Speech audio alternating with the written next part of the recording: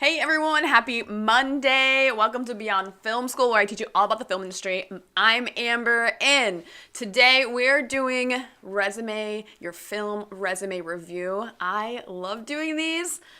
I don't know, maybe it's kind of weird that I find such enjoyment out of doing these resume reviews. I have two today, and well, I should say that these two people brave enough to get their resume reviewed live. So if you are here with me, let me know in the chat where you're from, where you're watching from. Also, I'm always going to be welcoming questions throughout.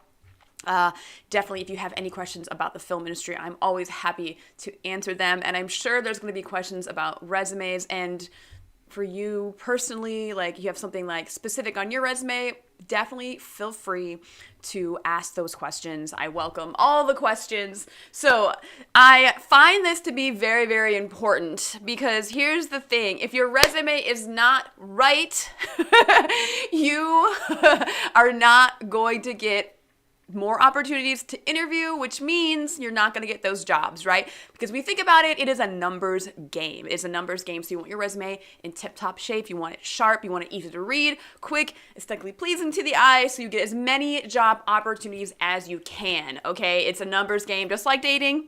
I don't want to make it that type, that type of analogy, but it is a numbers game, okay?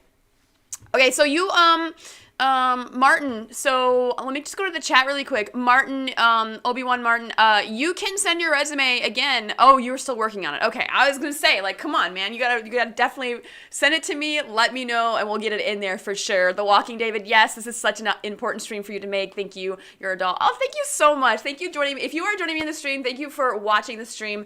All right, so let's jump into the first resume. Now, this is coming from Joe. And I've talked to Joe for a while. He's emailed me a few questions, and I love people who email me personally, and I'm able to give them advice. So, and he saw my community post, he saw it, and he was like, no, let me just submit my resume. This is a perfect opportunity. And this is why I do this, because this is free for you guys. And people charge hundreds of dollars to do live resume, to sit with you and go over and critique your resume. So anything I can do to make your life easier and to advance faster in the film industry is why I do this, honestly. Okay, so we're just gonna jump into Joe's resume here. Now, I'm all about color. Now, I saw an article or two about not using color and how color is overrated because I post about resumes and I try and stay on the trend of what is just in the world of resumes, not just film resumes, because I know what specifically needs to be put on film resumes, but just resumes overall, there's certain trends that people follow. So I try and stay on the trends of what people are doing with their resumes. And I recently saw an article that was it was kind of disturbing because they were oh, color is overrated. Now, I completely disagree with this, and I love that Joe used color in his resume because, first of all, it makes it pop. No, it's so subtle.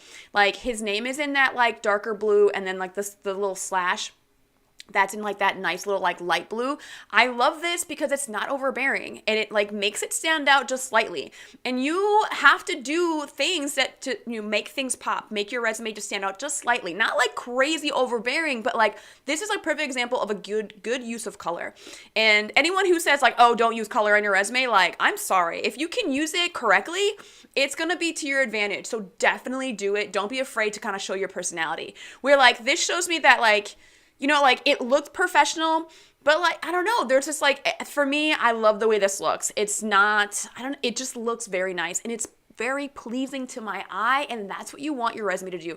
You want to give the person who is viewing your resume pleasant feelings.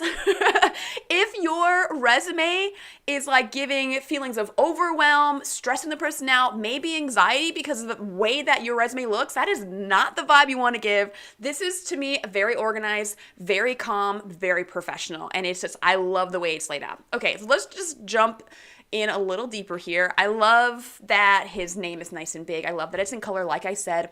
I love the little icons. Anytime you can use those little icons, I love them. I don't use them on my resume, but only because I feel you have to fit it to your personality and fits to what you feel is right. So I love when you can use those little icons. People who use them, I love them. Some people are like, oh, they're not necessary. They're not necessary, but it kind of elevates it a little bit more, right? It just like makes your resume a little bit more interesting. Let me just go to the chat really quick. DJ Samuels, where were the resumes submitted via email? Yeah, so you can definitely like, if you send me your resume on this stream right now, you can email me at beyondfilmschool@gmail.com, okay? You can get your resume in there. If I can learn how to spell school right, sorry. And I will look at your resume. I'll black out the information to make sure that it's not like, you're emailing your phone number and no one's like calling you or whatever. But like, yes, you can definitely send your resume in now because I have two. So you definitely can send it to me before the stream is over and we'll fit it in there if we can. We'll definitely fit it in there, DJ Samuel. So if you want to do it now, definitely let me know if you're going to do it because then I can just quickly do this while we're here. Okay, so back to Joe's resume. So I love the little icons. I love the about me. Now, a lot of people are taking the objective or the personal statement or the about me because there's so many articles out there that are saying like, you don't need that.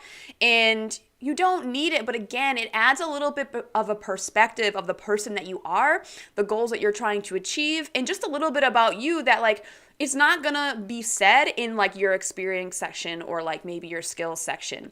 So just keep that in mind. Like you start stripping away all the little details that make your resume unique and stand out, then like your resume becomes very, very boring and it starts to look like everyone else's. So let's read his about me statement. I'm a proud Army veteran and passionate production assistant with experience within an unpredictable yet exciting industry.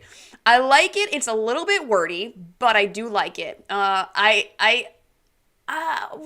actually kind of confused because I see AD work here and you say you're a production assistant. Joe, I hope you're on this stream because Joe, we have lots of things to talk about. I know Joe, he might watch this after in the replay, but I definitely have questions. Okay, the military has taught me to prioritize the mission and the safety of others while also providing transformative leadership. I've adapted these lessons and integrated them into my film career. My current goal is to develop my experience as an assistant director and earn qualified days for DJ membership. Okay, gotcha. So this explains to me that he does have indie AD work, but he's a PA hey, okay, Joe's here. Good. Joe is here in the stream. Perfect. So he's telling me that like, you're basically in my situation. Like you are past Amber like a couple years ago. This is great because like you were an indie AD and you're like you're earning your days to get into DGA. If you need someone to sign your DGA book, just let me know. I would love to do it. I just love we'll get into like DGA book things, but I don't know. I'm just like, I love encouraging people like when they get into DGA because it's such a hard road. Sorry if everyone wants to see my little like, I got this as a souvenir from my boyfriend and like, I think it's really cool that my cup has a carabiner as a handle. So I think that your about me statement is a little wordy, but it is like, I don't mind it, right? Like I think you can get away with this and it doesn't bother me that it's there and it's a little wordy and it's a little long, but it's really showing me your personality. You're telling me that like safety and leadership are important to you. And I love that as an AD looking for PAs who want to be first of all, you're a PA earning your days as an AD. That's like really, for me, I love hiring PAs who want to be ADs because for me, that means they're more invested. And I love that. Not to say that I don't appreciate the PAs who are trying to jump into other departments, but it just speaks to my soul. It speaks to my soul when I have a set PA who want to be who want to be ADs. It just hits me a little hard. It hits my heart like nicely. So it is a little long. It is a little wordy. Let's see, if I'm really nitpicking, I get that you're proud in your military because I see it in your name because you call yourself Sergeant Joe last name, right? So I get that. I don't know if it needs to be said, but I still like it. Like I'm really nitpicking here. And it's like I'm really trying to like pull things out. Like it doesn't bother me. I think it's fine. I do like how you say my current goal is. I think that's great because it like lets the person know like where you're trying to go. Some people say that the no one cares where you want to go. And I don't think that's completely true, especially for assistant directors who are hiring PAs. Like that's important. I think it's really, really important. And I think it's definitely underrated. Like people care because if they are having a hand in helping you get where you need to go, especially if you're like, you are well liked, it's like they're going to keep that in mind and you're planting the seed for if they might be able to help you in the future. So I still am an advocate for putting your goals on paper and like putting it out there. Okay, so let's get down to your experience. I love your experience section. It's very, very neat. I like how you divide it up into features, commercials, and shorts. That's perfect. I haven't done that actually. I just put like everything. Joe, I think your resume is better than mine. I don't think I've ever said that. So I do love how it's laid out. I think I'm looking at I love how you put your bosses and the positions. I like how that's kind of formatted. I feel like as a second, you should have your first AD there. As a key PA, you should have more names there, if that makes sense. Like if you are a key second, you would have your first in the UPM. Like you have to go at least like 2 levels up, if that makes sense. This is fine. I think that, like, again, I think I'm really nitpicking because your resume is great. I looked at this and I was like, oh yeah, totally. This is easy to read. This is really nice. This is pleasant to my eye. I really have to like really nitpick to get something that is wrong with it. I think this is great. So I like how you put Set PA and then you put like the specifics of being a Set PA, like you were a walkie PA and then your additional PA. And you have the number of days there. I've not seen that actually. So that's very interesting that you put it like that. I've not seen this format. I've not ever seen it done like this where you put the number of days that you worked. So like you said that you a second AD for 21 days. That is great, but also I fear that it might be somewhat limiting because when you think about doing a whole show, like doing a whole movie or a feature, like I don't think that you need to put the number of days. I don't know how everyone else feels about this. Other people who are working in the film industry, I know that it's kind of manipulative to put on your resume like you worked 1 day on this thing and it's a line on your resume, which it counts. It's experience, right? I do like the days. This is like a simpler way to put the dates. So it's like you found like a little hack, Joe, and I kind of like this. I'm like, it could definitely go either way. I do like this format. So it doesn't bother me. It can totally stay. And let's take a look. Okay, you have your titles of the projects italicized and in quotations, which is perfect. This is exactly what you need to do. And your position is first. And this is super important for everyone that is like watching. Your position needs to be first because it has to like pop out. You divided your resume up into the type of works. I would say maybe a little bit further or maybe just a different format would to be divided up by what the position was. And I think that might be a better way to like elevate your resume for sure, is to, instead of saying, second AD, key PA, and then your Set PA stuff because you worked on features, I would say, okay, second AD work, even though it's all shorts, it's fine. Second AD work and then second work. And then like you want to work from like hierarchy. So you want to start with the highest position, especially if you're trying to be in DGA and your goal is to be a second AD, right? So I would want to see, instead of it being organized by the type of project, the type of position, because you want to make sure that the position is really standing out. So I think that's one thing that could really make your resume better for sure. I think that's probably a better way to go, is to divide it up by position. So like second, and then, or maybe if you were a second AD, and then let's see. Okay, so these are all, Joe, these are all indies, all of those, anything that you were a second on, you haven't like bumped up to anything randomly yet, right? You haven't been bumped up, right? I think that, overall this is like really, really good.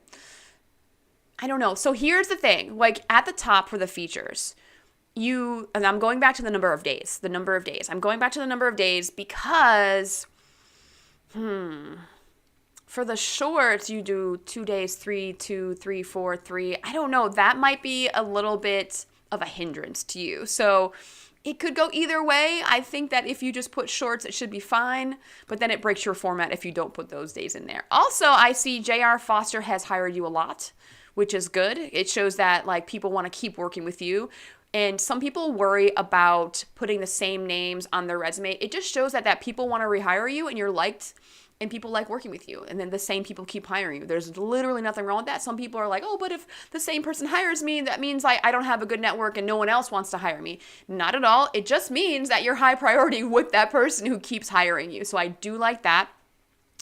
Let's keep. I'm going to move on to education because I think that your experience section is really, really well formatted. I like it a lot.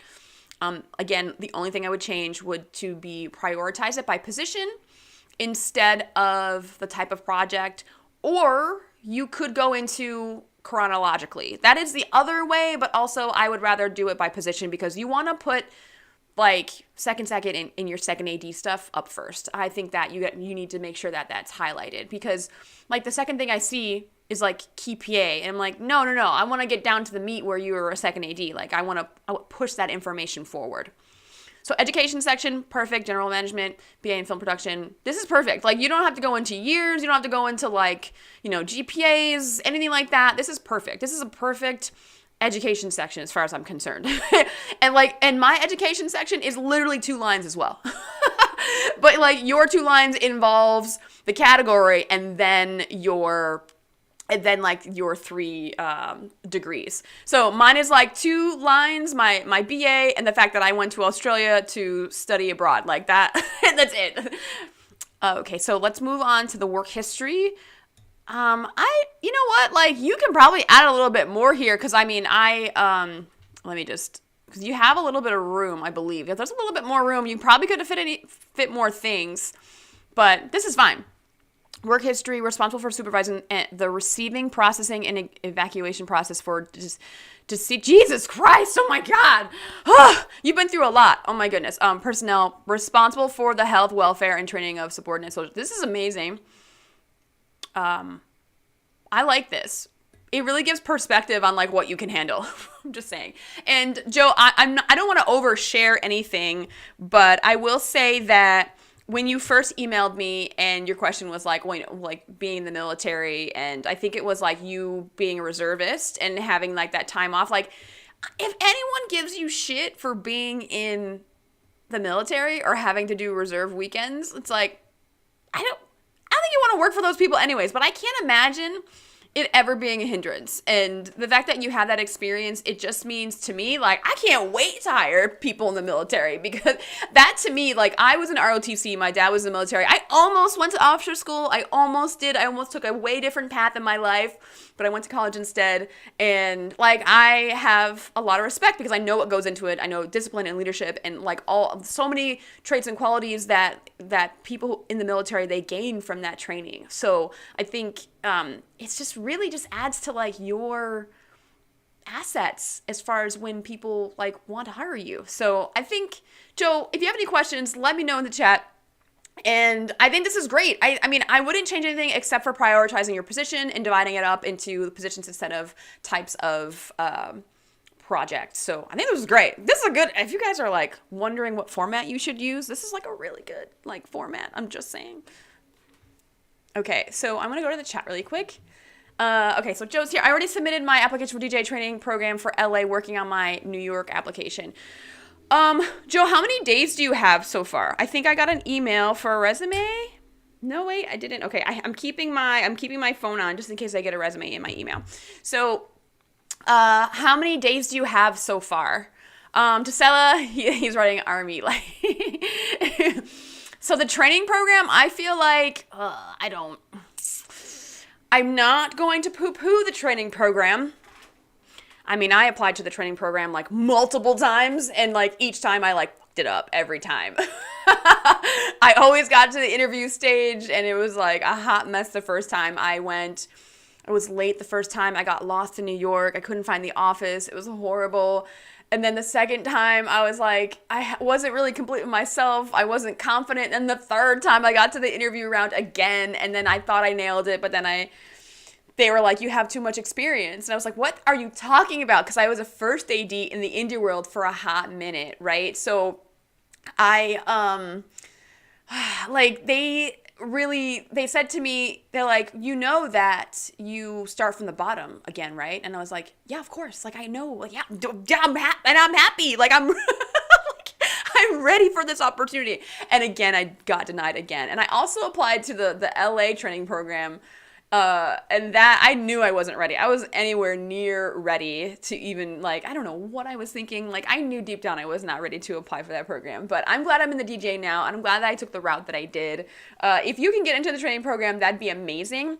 But also, I will say, like, you don't need it. I mean, it is more of a fast track for you, and that's kind of like I don't want to say the benefit for it, you know, to be like, the fast track is kind of the...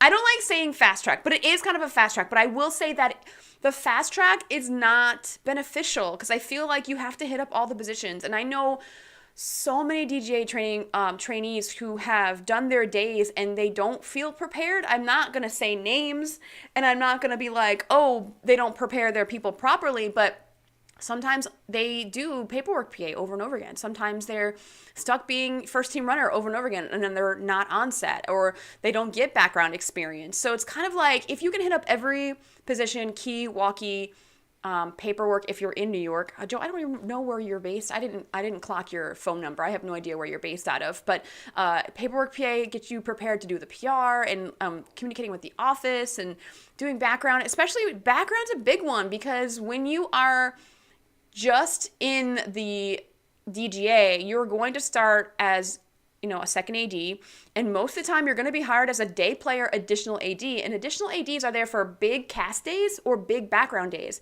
more so big background days. So like, they need to hire, you know, more ADs when there's more background. So if you don't know how to do background, set background, organize background, talk to a crowd, public speaking, like to hundreds of background, like you need that experience for sure. So I definitely make sure you hit up all the positions, background, first team, walkie, and key for sure. And you already have key experience, you already have walkie experience, and you've been an additional AD, so like, or additional PA. So you have all that down. I just need you to do some background. I don't think, let's take a look. Did you have background anywhere here? No, yes. You definitely have to do some background. Dude, you're based in Alaska. That's bananas. That's also awesome. Okay, so you have roughly, I used to have the year, but took your advice from a previous live stream. Instead, I replaced the years with the days worked. I think that's great. That's like you definitely found a really good workaround. I love that idea. I've never seen it, and I think it's really, really good. I think it's great. Frozen Ground and Big Miracle were Union, everything else Indies. Okay, gotcha. Daniel, I made it. Sarah, roughly 150 days. So yeah. Keep in mind, so if you apply to, I think it's very, very different if you're applying to DGA West. For DGA East, which is what I'm in, like we're all in the DGA, but they have to divide it up into East and West. You would probably be applying to West. Their requirements are way different. So just keep that in mind. Like, I don't know all that is entailed because it's a very different application process for sure. So good luck. Unfortunately, I don't know a lot about the requirements. I know that you need a lot of location days, because if you're in LA, there's so many studio days, but the fact that you're in Alaska and you're based outside of LA, that actually is going to help you a little bit more. So Obi-Wan Martin, just wondering, I'm credited as a PA on a feature. Main role in the production office, but I also worked with the second AD on set for night shoots and the locations to lock off in the COVID department. So what exactly is the question? Wait, just wondering, I'm credited as a PA on a feature. Okay. Yeah, should I include all those on my CV too on the same feature, or will I stick with that, what my name comes up in the credits? So sometimes this happens, Obi-Wan Martin, like where you're doing multiple things. I think that if you were for example, if you were covering, okay, so I guess if it was an indie productions, you're going to be doing more than just a regular set PA. So that might be a bullet point where you are set PA, and then you might say, okay, I was a interim key PA, and then like the next like dash would be, okay, covered COVID protocols. So you might have to kind of like spell out your responsibilities a little bit more, because if it's like a feature or if it's union, it's more localized to what your responsibilities are. But in indie, you can be doing a number of different things. So like maybe you might want to add like extra bullet points somewhere under that position. I think that might be the best way to go. So Joe, I actually spent a large amount of time doing reality shows for 2 years when I found out they don't count as qualified days. Yeah, so that's the big thing. If you are working on reality TV, they do not count toward the DGA. And also, if it's a multicam shoot, what does that mean? So take, for example, The Big Bang Theory. I believe they shoot in LA. They are on a studio. They have like, it's like they're shot in like one go, right? They rehearse for the week and then they shoot it live. So if they do that, those types of things don't count. Now, Daniel Scarpati is actually a very, very good example. Daniel is the author of Gophers, on the front lines of television and film. And he kind of told me his journey, why he's not in the DGA, because he did a whole season on, I believe, King of Queens. Even though it was in New York, it was shot in a studio, and he was told that those days counted by the ADs that were on that show. Turns out they were not. He did a 10-month gig on that show, and none of those days counted. So that is kind of a bummer when you think about it. You're like, I spent a whole year and I probably got like 200 days on that show and none of them count. It is very, very frustrating. So sometimes, like, I think what you might want to do, Joe, is you might want to call the DGA office and just ask if they count. Like, I would call like the qualifications list and whoever handles the books in DGA West, like, because for New York, it is very personalized. Like, I have to call before you even think about submitting your book into getting into the DGA as a member, not the training program. Training program is like a separate like entity, like almost a separate entity. You have to call them up before you even think about submitting your book to them, because they have to go over all the things and you have to like go over all the things that are involved in your book. So I'm hoping that DJ West does the exact same thing, where you're going to have to open up communication with them and find out what is needed, and like ask them, like, would this show, would it count? I think just to be proactive for anything in the future, unfortunately. Like, but either way, doing reality is a whole different beast. That's a whole different like animal as far as I'm concerned. So let's see. Should I include those? Oh, Obi-Wan, it was a studio production. I was an intern for the other roles due to college. Okay, if you're an intern, I think if you're an intern but you were also a set PA, you can call yourself a set PA. I don't care if you're paid or not. Like, if you worked on set and you were a set PA, paid or not, volunteer, intern, whatever, it still counts as you being a set PA. So I fully endorse you putting that as set PA work. So definitely, if it adds to your resume, like, those days just don't like go off into like, you know, the ether, like they don't count like as experience. So they definitely do. Just put it down that you were a set PA. Even if you're an intern, I don't care. Like, put it on there. Okay. So I'm going to move on to the next resume. Now, this resume is by one of my Set PA trainees. She took my training. She was my last class before the pandemic. And I felt so bad for the people who took my class before the pandemic, because I could not get them on anything for like a year. So it was very difficult for me to kind of like get them opportunities. But either way, Celeste has stayed in contact with me. And she sent me her resume. She's like, I think I got it. Now, this resume format, I see it a lot. And it is a template that people use. It's like a program or something. I'm not exactly sure where people get it, but I see it a lot. I see it a lot for sure. And I don't particularly like it. It's okay. It's not the worst format I've seen. But they make your name nice and big. Great. Right? They have like the categories.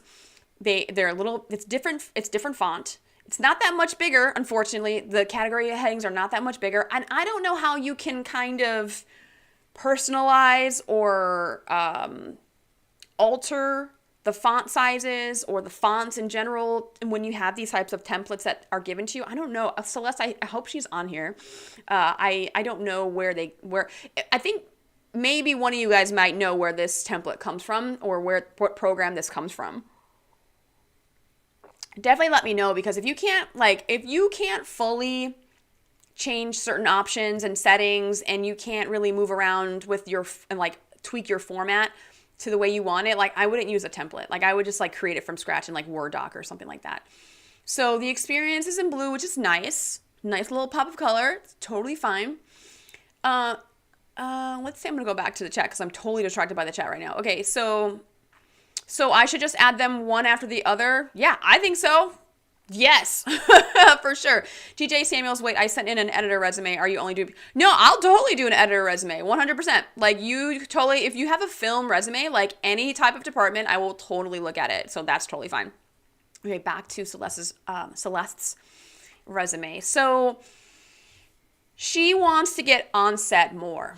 My big problem with this resume is the fact that her projects, the fact that it's labeled projects makes me upset because that should be experience, right? And then her experience section, I don't know why I have such a hard time saying experience section. Like try to say that to yourself, experience section. I don't know why it's so hard for me to like pronounce that phrase. So experience section, her experience section really should be work history, because if she's sending out this resume to get more PA work, her experience section is not going to like invite anyone to interview her or say that, okay, yeah, I want her to be a PA because, you know, you see what I'm saying? Like it's not the right route, I would say. I don't want to say it's wrong, but it's not the right route if you're trying to get more PA stuff. Whatever position you are applying for, you want to make sure that if you have a few of those credits, those go at the top. So by calling this section, this category section projects, it says to me that it's not really anything, right? You're not putting that much importance. You're not putting that much significance on this thing. So first thing Celeste needs to do is she's got to move down her experience section that needs to be called work history, move that down to the bottom. We'll get down to the education section in a minute too, because whew. Okay, so then we're going to move the projects section up to the top. We're going to name that experience, because the fact that you worked on something from Tiffany's, I want to know that. Okay, I want to know that first, that you've been on set, you've been a set PA, right? That has to go up first. And she's working like with one credit, right? So it's like, this is someone who is like really just starting out. So while that's her only credit, you want to make sure that pops out, that's at the top. Now remember, if you have projects / experience, features, shorts, whatever, the name has to be in quotes and it has to be italicized so it's very clear what it is. When I see something italicized, my mind already goes to, that's the title of a movie, that's the title of a show. So the fact that she put Blue Box Magic LLC as the company and that's italicized, it's confusing. So you want to make sure that your title of the project you're working on is the thing that's italicized and in quotes. So make sure that gets corrected. Now, my next problem with the projects section that should be called experience section is that you don't even see what position she's in, right? How long does it take you to understand that she was a set PA, right? It's super tiny. It's underneath and you almost don't see it. And that's what you don't want. You want to make sure that your position is front and center and like right there, right? There's no mistaking that she's been a set PA if she put it front and center. So if you were to switch set PA, the format of set PA and the format of something from Tiffany's, switch that, then it would make sense, right? And then you switch, and then you take like, it's kind of confusing because she puts something from Tiffany's, the year, totally fine, it's not horrible, okay? So then you put Blue Box Magic LLC, but then you put Blue Box Productions title, set PA. Maybe this is like because the template is offering these things, but you have to take it out. You have to take stuff like that out. Like whatever it is, you have to take it out. So set PA has to be bold, front and center, first thing that you're going to put there, and then it's going to be at the top. Now, the work history, because she's done security, like she might have done security on film sets.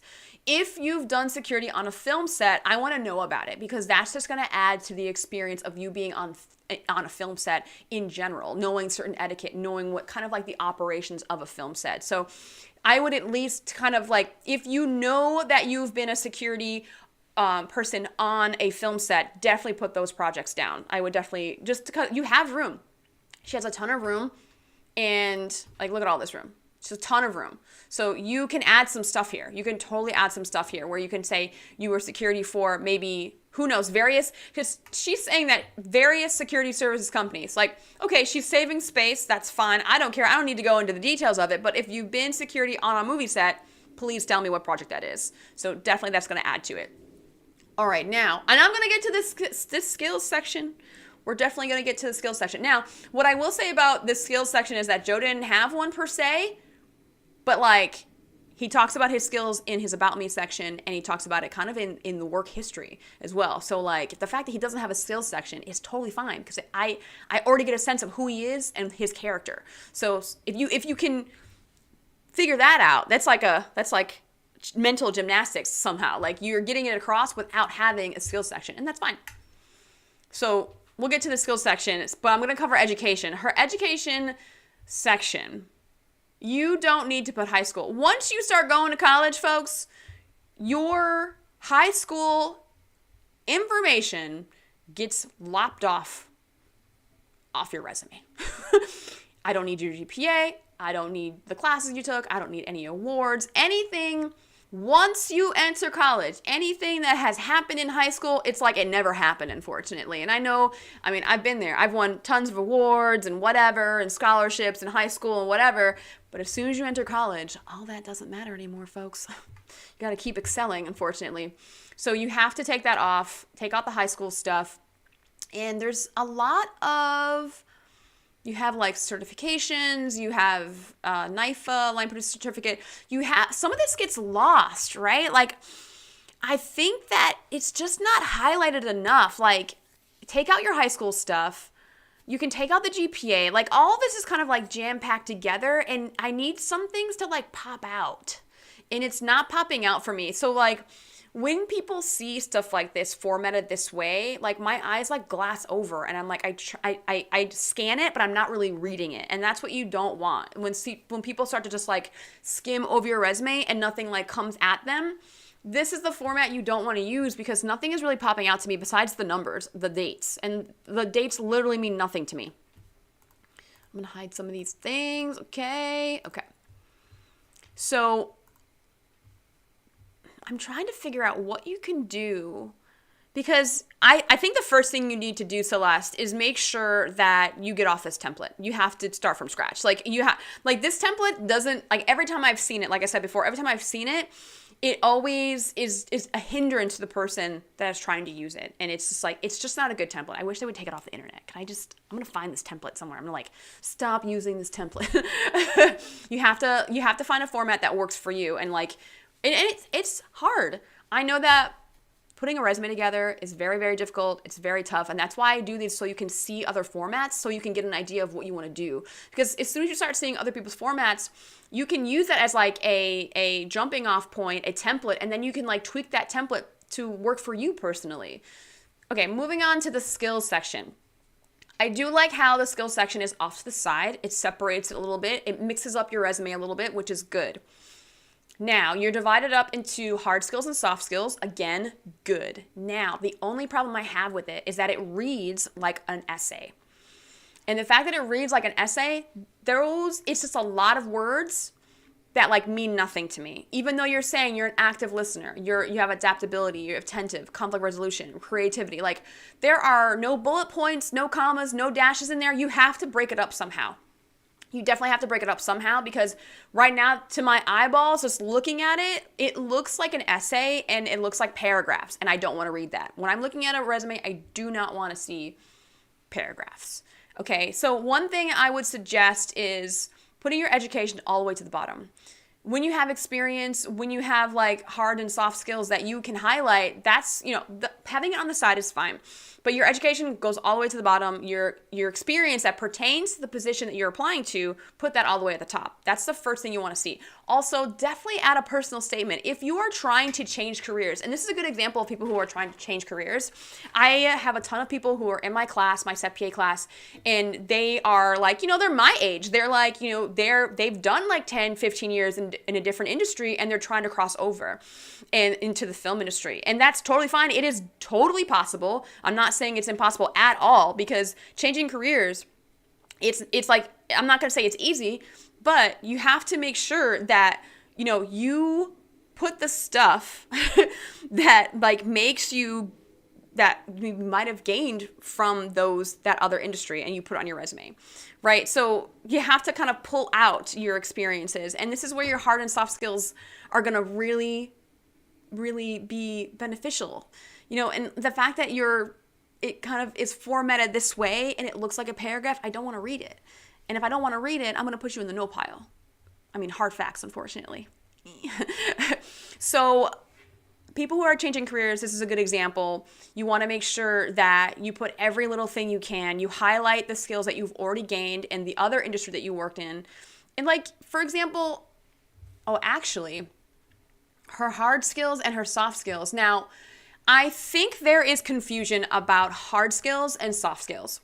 Okay, because hard skills are like, I'm an expert in SEO. A hard skill is being fluent in another language. A hard skill is camera operating skills. A hard skill is, I know OBS, this program. That is a hard skill. Knowing certain software, the fact that I can cook, that's a hard skill, right?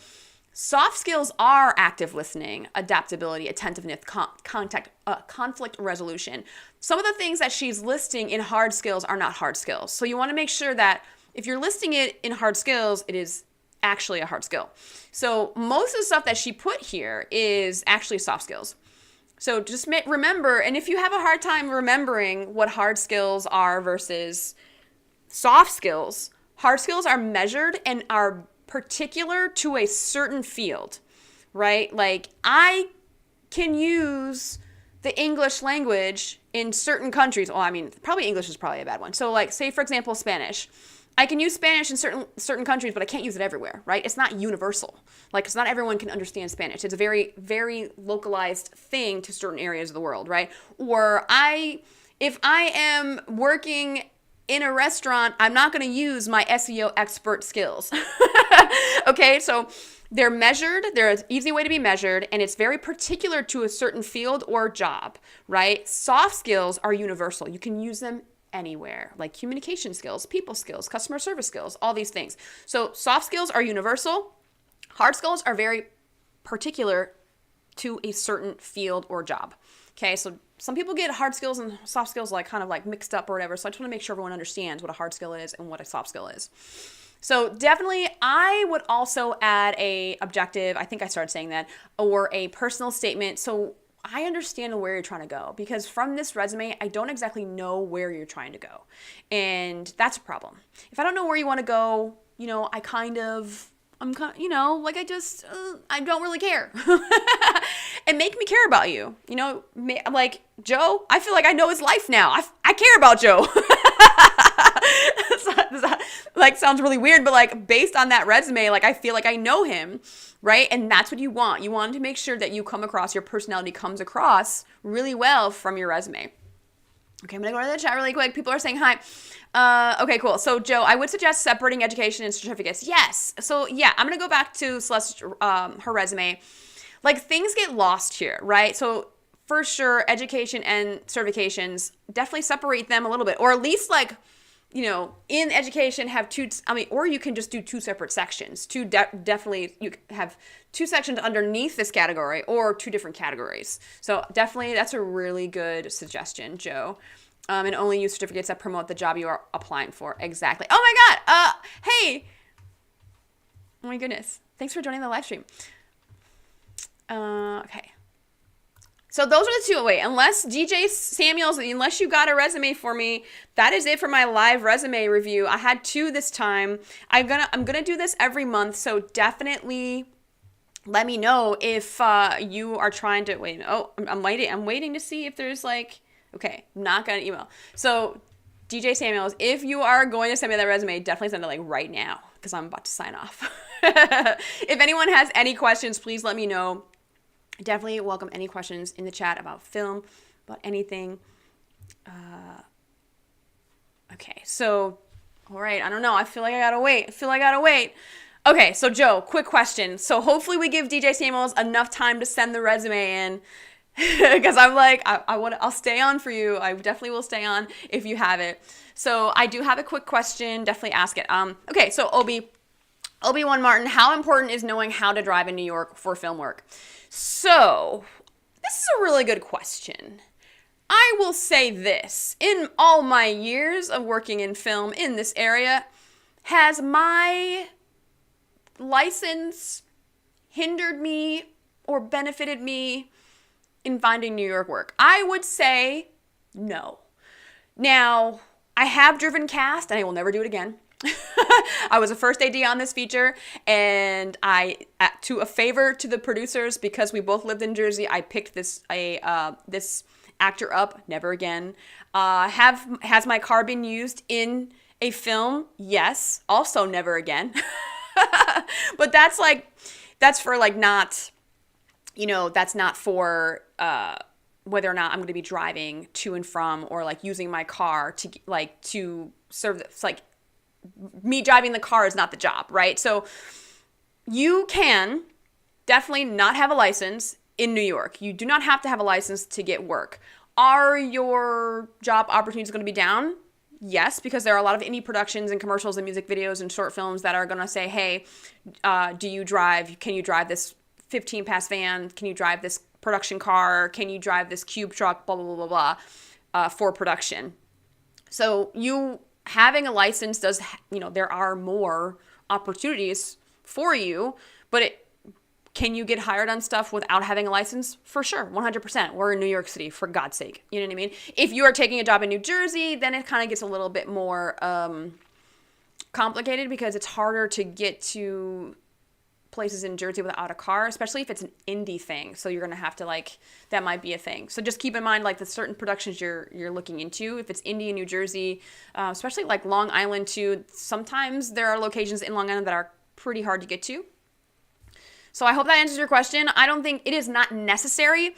It does benefit you to have a license in New York, but you do not need one. It's more a benefit, and you'll get more job opportunities. Again, it's a numbers game, folks. It is a numbers game. So Joe's question, the first AD for my second AD feature. Okay, the first AD for my second feature wasn't supposed to work on the indie. Should I still omit him? Oh, I see what you're saying. List him as a producer. You can list him, because if I would say maybe you can say, oh, he was a producer on this thing. I see what you're saying. Yeah, list him as a producer, line producer. Okay, thanks, Gisela. Also, I don't think I gave you a proper hi, Gisela. I talked to your daughter on Instagram. I was so happy. I was like, oh my God. It was so nice. DJ Samuels, I sent it several minutes ago to that email. Maybe it's in spam. Okay, let me take a look. Might be in spam. All right, sorry. Bear with me, folks. Bear with me. Oh, okay. It is in spam. I got it. Okay, perfect. Okay. You guys just bear with me for a second. Talk to each other. I don't know. Also, I will take all the questions you have. I always invite the questions. Let's see here. I don't want to get too close to the camera. Y'all can see my grays. Guys, look at my gray hair. It's crazy. I refuse to dye my hair, so you guys are just going to enjoy my gray hair. Okay, let's see. Bear with me. I need to go. This will only take me maybe 1 minute to do this. Okay. I'm so excited to see an editor resume. It's been a while since I've seen one, so I'm very excited. Okay. Oh boy. I'm looking at this now whoo-wee. Okay. All right. Oh man. Okay, okay. I don't want to blank this all out, because I have to say something about this, but I will leave it partially. Okay. All right. Let's do this. I'm excited to do this one. There's a lot to jump into here. Okay. All right. And I'm not going to blank out your last name, because you just said that you're using DJ Samuels as your I'm going to take this.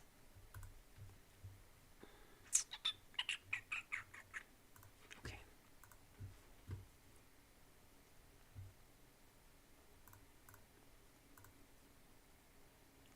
Okay. Okay.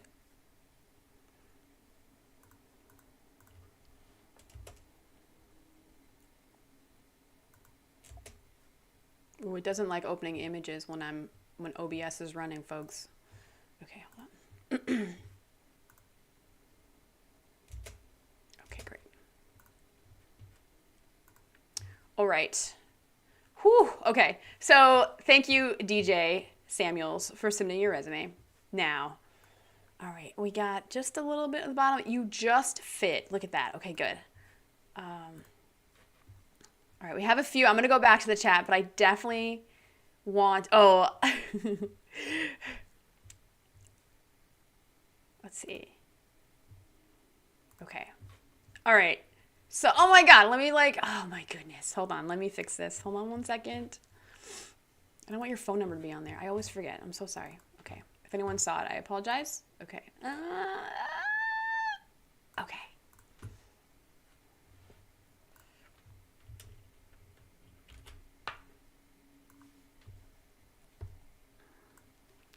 Okay, one more time. Take two. Okay. I'm going to go to this one.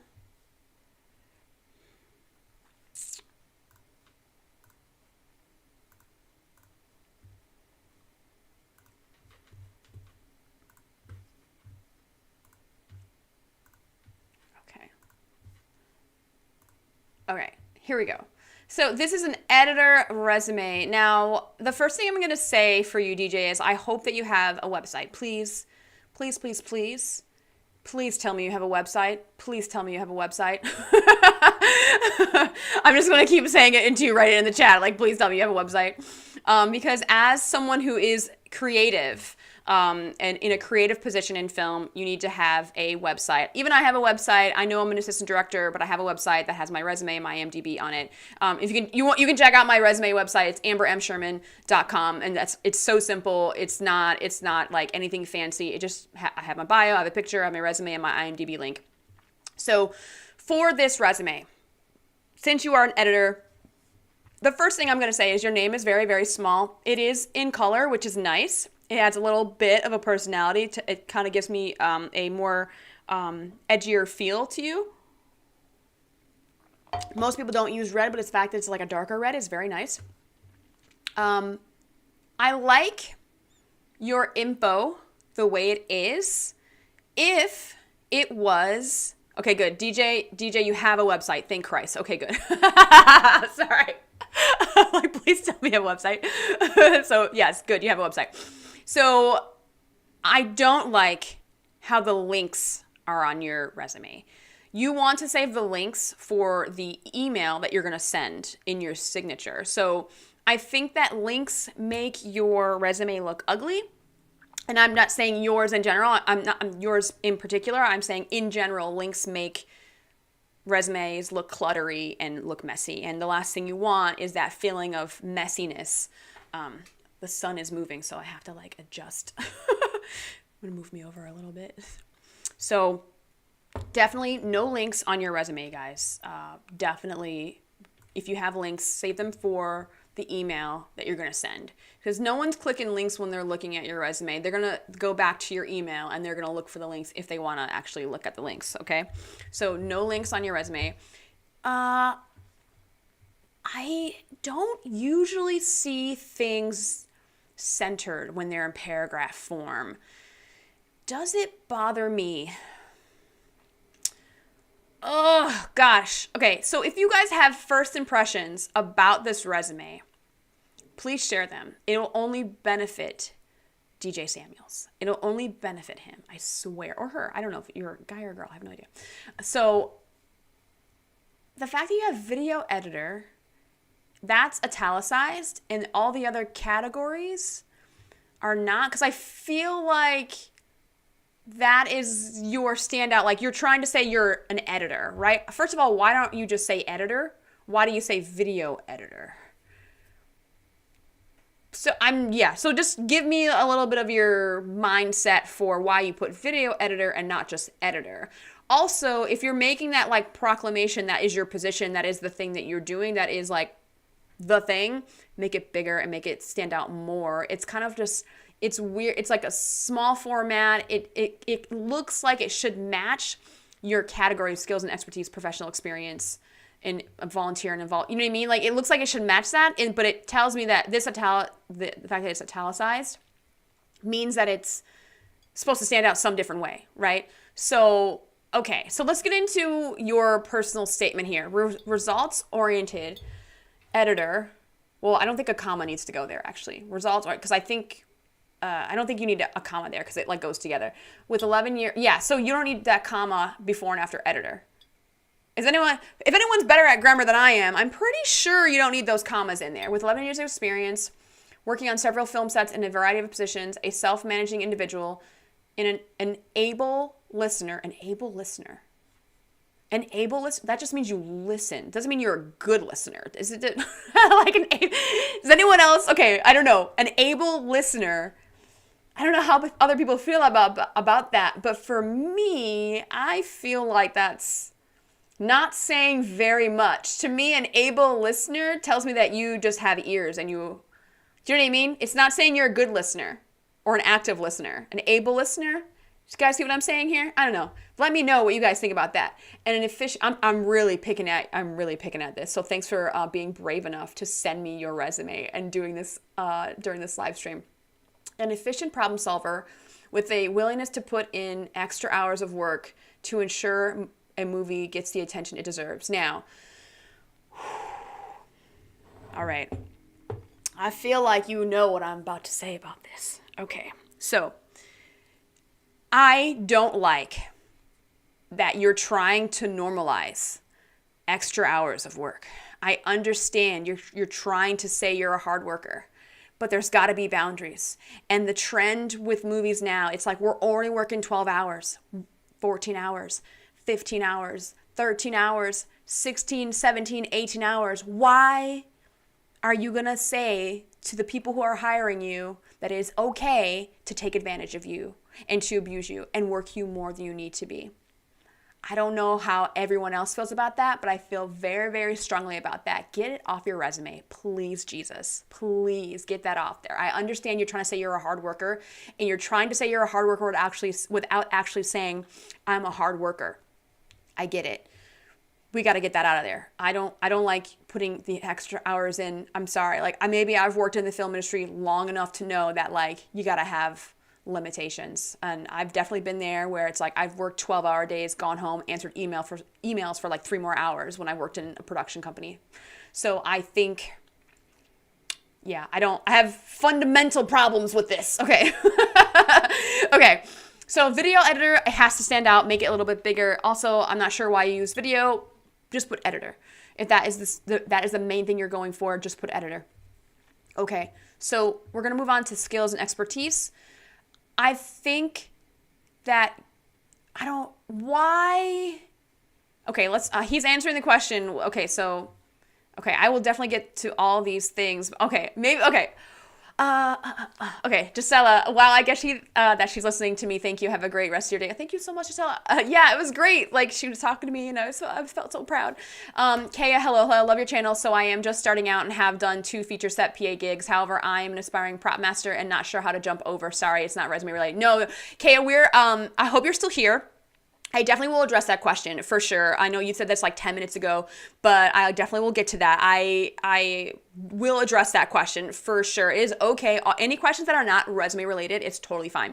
So Joe at KM, my recommendation would be to network with the art department. While you're a PA, express your interest in the department. They may take you on as an RPA next gig. Yo, Joe, like, I feel like you should make some videos for like Beyond Film School. Like, can we figure out like something that we could do? Because I definitely agree with Joe. For sure. He like pretty much answered my question, and I can go into it deeper for sure. Okay, so okay, awesome. Thanks, Joe. Yeah, I went to school for music business, so I'm extremely green. I don't know a whole lot. You're fine. You're going to be just fine. Okay, so DJ, get back to his resume. I suppose I put a video editor as my position because that's what it tends to be as in my area and in Texas. Okay, and 10-hour shoot day should be the norm nowadays. Yo, honestly, 10 hours for sure. Like, I wish. And the whole COVID thing was supposed to help us with that, but it definitely did not. Okay, so to like shift over. The sun is moving, guys. Oh my God. Okay. Sorry. I'm all like blown out. So skills and expertise, like you can just put, okay, I'm going back to the video editing. So we were talking about that. Just put editor. You don't have to put video editor. There's literally no different. I don't care what you're editing, short films, music videos, commercials, narrative, reality. I don't care what you're editing. You're an editor. I don't give a fuck. Like, it doesn't matter. You can call yourself just an editor. It's totally fine. Like, even if you're like editing wedding videos, I don't care. You're still an editor, right? Like, you don't need to like, I feel like you're like selling yourself short here. Like, does anyone else agree with me? I don't know. Also, I think I'm like, hold on. I gotta like,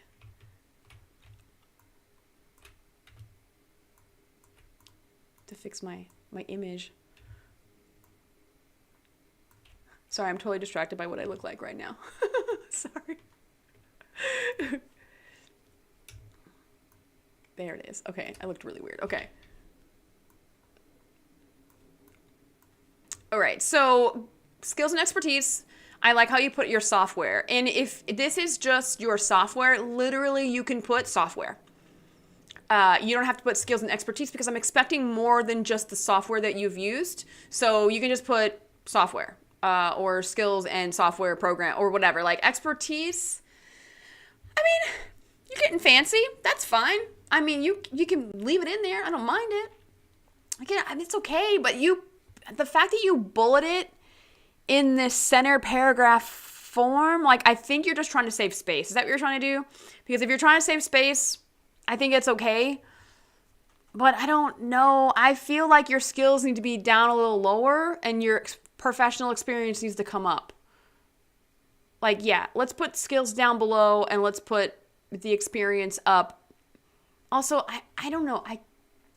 The centering on your personal statement, I don't like that it's centered. I don't know why. Maybe because like you go into it being left aligned, right? And you have all this left aligned, but then you have these two things that are centered. I don't know. It breaks up the format of your resume. I don't know. I would play with this a little bit to see what like looks better. And I would give it to a random person. It could be your mom, could be your sister, brother. It could be literally your roommates and say, hey, what looks better to you? And they don't even have to read the words. They just got to look at the format and say, hey, what looks better? And based on like the general consensus, like we'll all vote on what's better, like see what looks better, because that, even though they're not like professional people who are like looking at your resume, like just the first impression of what looks better, what's aesthetically pleasing to the eye, that's going to be like universal.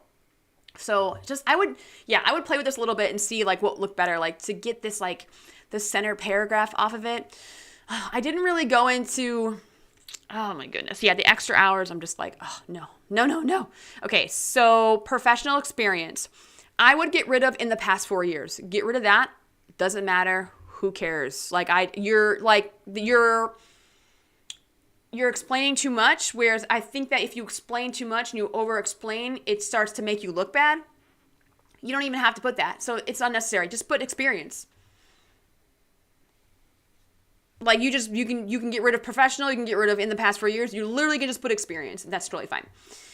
So I like how you put editor in all your experience things. I like that. The problem I have is that my eye goes to short film. Now, you put that in all caps, but then the TV pilot and the television series, that's not in all caps. Whatever format that you're using, you have to be consistent. So if you're going to put short film in all caps, the type of project for all your experience should be in all caps. Otherwise, don't do it. If anything, I would put editor in all caps. Like your position has to pop out first, right? Not the type of thing, which I know you're doing. I know you're trying to say like, I've edited this thing. I've edited like this bigger thing, or once you get something bigger, you're like, oh no, I've done a feature. So like I want to make sure that it's known that I've edited a feature. So what I would suggest would be, in this case, I know I told Joe to do it by position, but since you have like everything is like you're basically an editor besides that one director credit you have and then editor, is dividing it up by the type of project. Because then you can just go right into, here are my short films, here are my features, here are my TV series. Like, and then you don't even have to go into like trying to format it specifically. So I would divide your resume up into the types of projects, because I feel like you're trying to make them stand out while also trying to make your position stand out. Well, one of those is going to win, right? So only like, because here's the thing is that like the first thing to catch someone's eye is always going to be the first thing. You can't have two things catch the eye at the same time. It's not going to happen. One is going to like outrun the other. So I appreciate what you're trying to do. Also, you are running out of space vertically, right? So you have like this kind of this big hole on the other side. So you want to make sure you use your space horizontally. So I essentially would probably like space out editor short film, whatever, short film club, whatever, like, and then something to present, like spread that out. Or, you know, I don't successfully troubleshoot corrupt media, oversee. I don't think you need that. Like, you can talk about that stuff in an interview. For example, successfully troubleshoot corrupt media. That's a question that you always get in an interview. Like, tell me about a challenging situation that you dealt with as an editor. Boom. That's your corrupt media experience. Like, I don't think you need to put it in there. Like, I'm not a fan of putting bullets under this type of stuff. I don't think you need it. So that's just my opinion. Some people are gonna be like, no. But I think the behind the scenes doesn't need to be put on your resume. Save that for the interview or for when they ask you questions. Also, if it is a short film, I'm pretty sure this is like a school short film. Some people automatically, because it is a student film, even if it's an NYU thesis film or a Columbia thesis film, they automatically discredit it. And I don't like that, because it's still you're making a film. And also, like, I've worked as a first AD on student films like on NYU and Columbia and for SVA in New York. I've been a first AD and I've been paid like crazy amount of money to do these thesis films, and it functioned just like a professional set. Did I belong to NYU? Did I belong to Columbia? No, I was an outside professional that they hired. So like, just because one person is making that, you know, student film, or I'm not saying that, you know, maybe all of you were students doing this thing, but that doesn't, you don't necessarily have to like, again, I think you're giving me too much information where it's like, it's only going to hinder you. You can keep some facts to yourself. Like, you don't have to say like, well, yeah, we were all students and we made the short film. Well, you still edited it.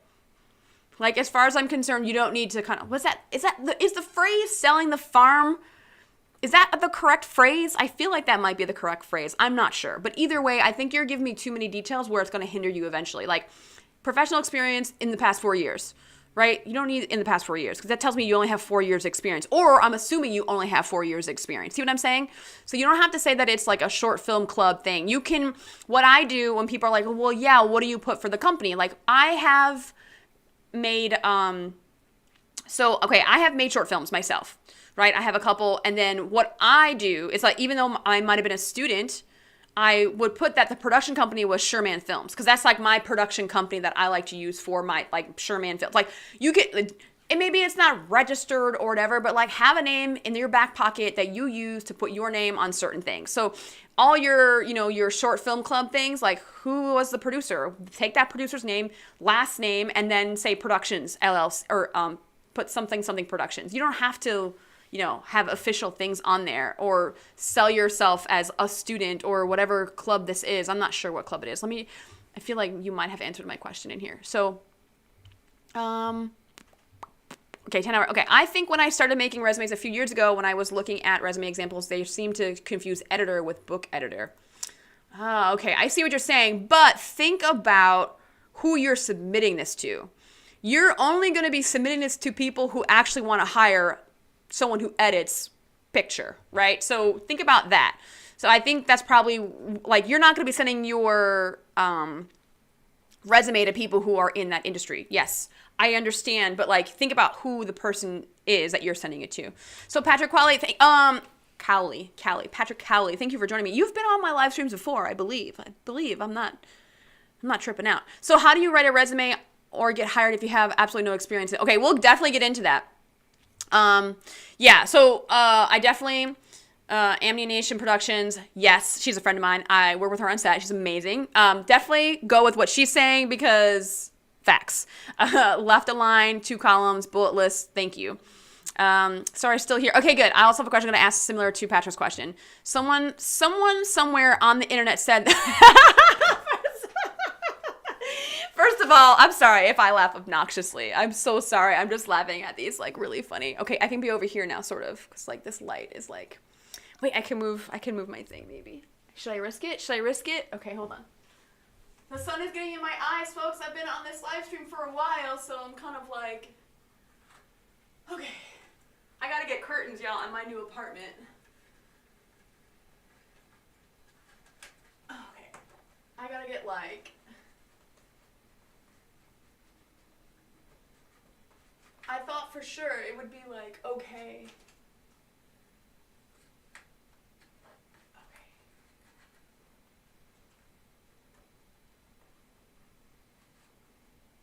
Okay, I think I've created some shade for myself. Okay, good. Whew. Okay, good. So someone somewhere on the internet said that employers don't care what you did if it was over 4 years ago, and that you should put in the past 4 years. Like, I can't say that I've seen that anywhere. Has anyone else seen that crazy information? Because I haven't seen that anywhere. I mean, okay, so I have gotten a question before where, like, should I take my oldest thing off if I have to add the new stuff? Yes. Like, on my resume, like, I have stuff that's older than 4 years because it's all encompassing. Because I think people need to know that, like, I was a key PA or I was, like, first team runner, because it adds to, like, me being, like, the way my resume looks now is very different. I can show you what my resume looks like as a DGA AD. I'll have to do some editing to my resume and that, but I can definitely show you. But that's really funny. Like, someone somewhere on the internet said, yes, that's me. I'm glad you remembered. Okay, good, yeah.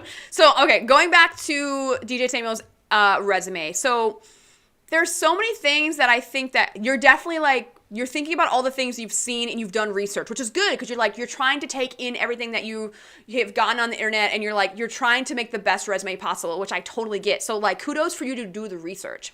Like, because at least you're looking into trying to make your resume the best that it can be. And unfortunately, sometimes the information that's out there for resumes, it's like, sometimes I'm like, what are you saying? Because for me, having the best resume is how to appeal to the person that is looking to hire someone, right? You're appealing to a human being. So human psychology definitely comes into it. Like, first impressions. What's appealing to the eye? Is it easy to read? Like, it's not, I don't know. There's not, and those rules don't really change because the human brain is going to be the way it is for, like, I don't know, for the next, couple of millennia, because it takes a long time for our brain to, like, evolve. I'm getting into some crazy stuff right now. But what you see what I'm saying is that it's all about the human being that's going to be reading your resume and human psychology. Like, just put it out there. Just giving you some, like, food for thought, I guess. Okay, so definitely the short film club, I would take it out. I would just put, like, whatever your production name is for sure. And TV pilot, that's fine. I mean, you can apartments. I like how you italicized it, and then you put it in quotes. Perfect, successfully transferred footage between collaborators. Is that all you did? Because that makes it look like that's all you did. I don't know. I don't think you need any of these bullet points. Unless the only time, like, so if you were just inputting footage, syncing it up, organizing, labeling, that means you were an assistant editor. If you were cutting up the project, making it the story, actually editing all the footage, and you were, like, the top editor and you were in charge of telling the story creatively, as an editor, then you are the editor. So I don't know if that makes a difference, because if you are an assistant editor, you have to say you're an assistant editor. The assistant editor is not an editor in the traditional sense of, like, oh, I helped, like, trim some clips. You know what I mean? Like, an assistant editor does different things than an editor, the top editor, the creative editor. So you get what I'm saying. I hope you understand what I'm saying. Let me know if you have any questions about what I'm saying, DJ. And thank you for being, like, very active in the chat and, like, kind of talking me through this with you. Like, I love how we're doing this back and forth. So if you were a director editor, now if this is a editor resume, the fact that you were a director, I don't care. because I'm looking for an editor, right? The one rule I have that everyone needs to do is, if you are, like I said this in a live stream I did a couple days ago. I think on Friday I did a live stream, and I talked about being multifaceted. I know everyone in this chat, you guys are not just what you say you are on your resume, right? I am not just an AD, right? I'm an entrepreneur. I run Beyond Film School. I also am an editor. I also am a camera person. I'm my own lighting person. I'm my own makeup person. Do you know what I mean? I am doing a bunch of different things. I'm not only an assistant director, right? And I mean, I write and I do it's a lot of different things. I understand that all you guys are multifaceted. On your resume, though, you have one thing you are focused on. You are focusing on one thing, because each resume that you send out should be and going to be tailored to the position you are trying to get. Because when you apply for certain jobs, you're sending it to a particular person that is looking for a particular person with particular skills for a certain position. You're not going to be hired as a director editor unless it's like broadcasting has those predators, producer editors and stuff like that. So it depends what they're looking for. But in that case, you want to make sure that your resume is tailored to the position you are going to apply for. So in this case, I would definitely take off director. And if you are trying to be a director, then you would start having a director resume. I hope that makes sense to everybody. If that is not clear, definitely ask your questions. Okay, so volunteer and involvements. I don't mind this section. I don't mind it at all. I'm almost running out of coffee, but I can't have any more coffee today. I don't mind that you have this, because it shows me that you are involved in the community, and that's fine. And let's see, oversee colony operations, general membership, maintain related, cinematic society. Okay, all right. Right, okay, so production workshop committee. I don't know how everyone else feels about this section. If you are telling me you're a professional, I kind of don't want to see this. Does that make sense? I don't know. I think what you could do to make your resume better, and here it is, DJ Samuels, here it is. Take out the volunteer and involvement section. Make your video editor, take out video, first of all. Your title editor, make it a little bigger. You can either put it next to your name or whatever. I think your name needs to be bigger by at least 2 points. Make your name 2 points bigger. Take out the links on your resume for sure. And then if you want to put editor, maybe 4 or 5 points bigger. Your personal statement, the font is really small. So all the font, and even if you want to keep those bullet points, keep those bullet points. You know what? Because now you have the space. Take out the volunteer involvement. Make everything just slightly bigger. Because I feel like these bullet points are super small. I don't know what font size you use, but it looks pretty small. Let me look at the preview when I look at it on my computer. It is pretty small. Okay, so now I'm looking at it on my computer as is. You have space, and I think you just utilize. So editor needs to be bigger. Your name needs to be a little bit bigger. Your categories need to be a little bit bigger. Take out professional and take out in the past 4 years. Just put experience. And then you can make, editor, short film, that line of text. You can make that stand out a little bit more. That can be a little bit bigger. Some of this, can afford to breathe a little bit, right? And I think if you take out volunteer and involvements, a lot of the stuff that you want people to see will come out a little bit more. I definitely would invite you to redo your resume, DJ Samuels, and send it to me again. And anytime anyone sends me an email or sends me their resume to do on these live streams, you're always welcome to resend your resume and I can look at it again, because honestly, just that validation and you're going in the right direction, it really makes a difference, I think, for you guys. So definitely redo this, email it to me, and then we'll go over it again. Honestly. And then, we don't have to do another live stream. I mean, Obi-Wan Martin definitely was yo, I'll send you a resume to, it wasn't done yet, but, let's go over it again. And then we'll go over some notes in an email for sure. Okay, I'm heading over to the chat. DJ Samuels, I hope that was useful. If it wasn't, just tell me to fuck off. It's okay. Okay. Let's see what we got here. I think I'm a little behind here. I'm a bit behind. Yeah, Obi-Wan, he never heard that. Yes, that's me. Okay, I'm glad you remembered. Good. I've never heard about the traditional resumes employers may not care about anything beyond 5 years of job. For film, think gigs rather than jobs. You want to know all. Yeah, exactly. Joe, you said it so well. Like, Joe, you need to have a YouTube channel. Can you just... I'm a big fan of Joe, apparently. Ammunition Productions, no problem. Left the line, your objective line also. Right, I think we got to stay with the left the line for some reason. I would suggest taking out bullet points and explain those in your skills expertise. Right, exactly. Like, you can pull out those bullet points. That's a really good point. And then make a whole other section for like, these are the things that I know how to do, like dealing with corrupt data, dealing with, certain things that you've listed as the bullet points.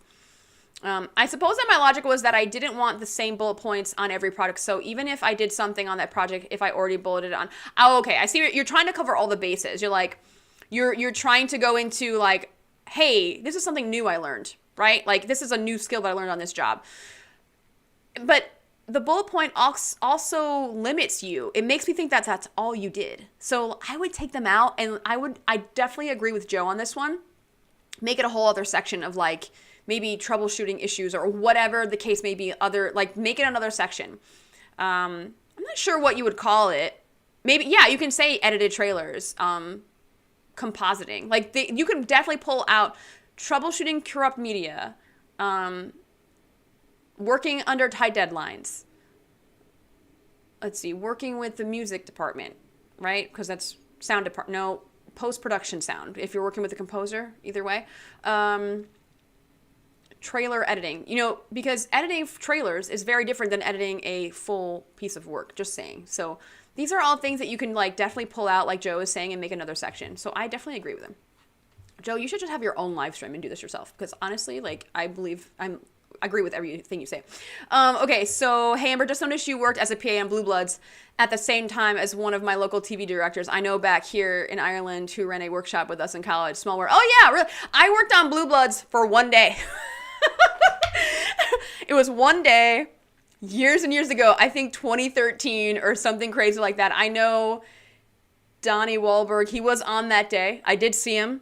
It was an overnight. We were shooting underneath the FDR. It was fucking freezing. It was really cold. I remember I was just very, very cold. That's really cool. It really is, like, film industry, it honestly is a small world. Okay, let's see. If you added a thin 35 millimeter divider line under your name, that would be kind of cool. Yes. Like, just show a little bit of personality, like a little bit of like style. See, like, yes, man, you guys get it. I love it. This collaborative effort with everyone in the chat, like going over these resumes. I love it. This is why I do this every month. I love it. Okay.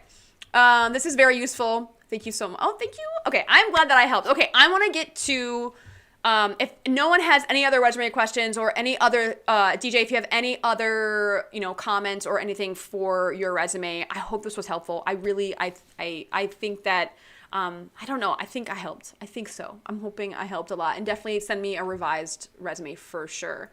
I'm going to go back to Kaya. Okay. Hers is way up at the top. I just started. Okay. So first of all, Kaya, am I saying your name right? I hope I am. Kaya G. The fact that you are an aspiring prop master is amazing, because I love folks who are aspiring to be certain heads of the departments that are not just the director and not just a producer and the writer. And there's nothing wrong with being the writer, producer, director, or whatever. It's just, it's a different type of creative position. Being a prop master is, they do amazing things. So I just love the fact that you want to be a prop master. I think that's awesome. Okay, so you're not sure how to jump over. Sorry, it's not resume related. It's okay, first of all. Definitely, I agree with Joe. You have to start talking to the people that you want to become. If you see them on set, talk to the people in props. And I don't know if you've been on, you said you've done two feature set PA gigs. So they might be union, they might be indie. And it goes a little bit different. Like in the indie world, yes, you'd be an art PA. In the union world, you could end up being just a props assistant. And you might start out just moving cast chairs. So And that's fine because it depends on where you're working. Kaya, where are you based out of? Are you in New York, LA, Atlanta, some Chicago, who knows, some other country? I don't know. Let me know where you're from, because that will be, my answer will be more tailored to your region of the world. So definitely talk to the props department. And you know what? I'm kind of conflicted. Now, I have a thought, and I'm like, I haven't said it yet. You're just like, what's your problem? So I will say that writing emails to people and just trying to figure out how to go about becoming a prop master, finding out people's story is really, is such a nice way to go, right? Just opening up a dialogue with people who you want to become. For me, when I was an additional Set PA and I had the goal of becoming an AD, I mean, I looked at first ADs as if they were like celebrities. I was more shocked to be around the first AD and talk to the first AD more than the actors that I had to like, you know, walk to and from set. So I really looked up to them, and it took me it took really uncomfortable, awkward moments of me trying to introduce myself to first ADs and just trying to pick their brain. And the more and more I was a Set PA, and the more and more I was staff, and I got to know, you know, the ADs on my shows and got to just pick their brain on those, like, you know, when you're turning around and crew's like working for like a half an hour and you're just kind of like standing observing set as a first AD, and like, you know, like just being like, hey, what's the toughest part of your job? What's the favorite part of your job? Like, what's your day-to-day like? I just picking their brain and coming from like a genuine place of like, I just, you know, what's it like to be in that position, you know, and hopefully there are others who are more open to talking about their job than some others, because there are some who are just grumpy prop masters who are just like trying to do their job, and they are stressed by the production, because props sometimes they get the shit end of the stick, because camera and lighting will get all the time they need, but then like hair and makeup are rushed and props are rushed, and oh, you didn't know this, we're waiting on this fish plate to come for 40 minutes or something like that. So it's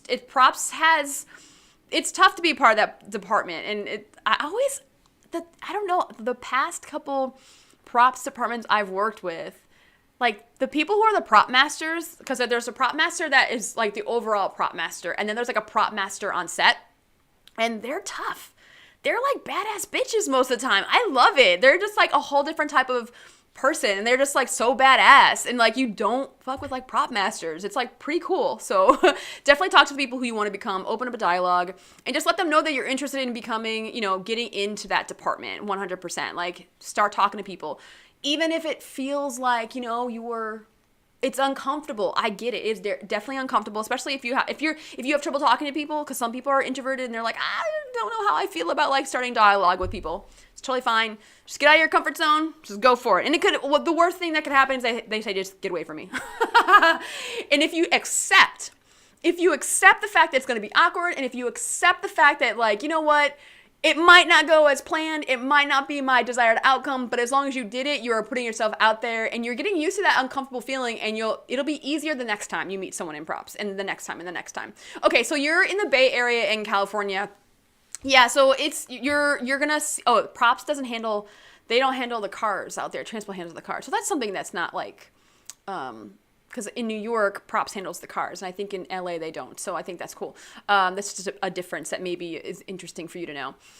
So, nice, you did say it right. Perfect, I'm glad I said her name right. I'm friends with a prop master. She advertised a Zoom call for the prop folks called Prop Zoom. They did a resume review on, oh my God, this is amazing. And this is like a perfect example, because Kaya, if you didn't put it out there that you wanted to be a prop master, like Joe would have never known to put this information in the chat. And I love that. I love that. I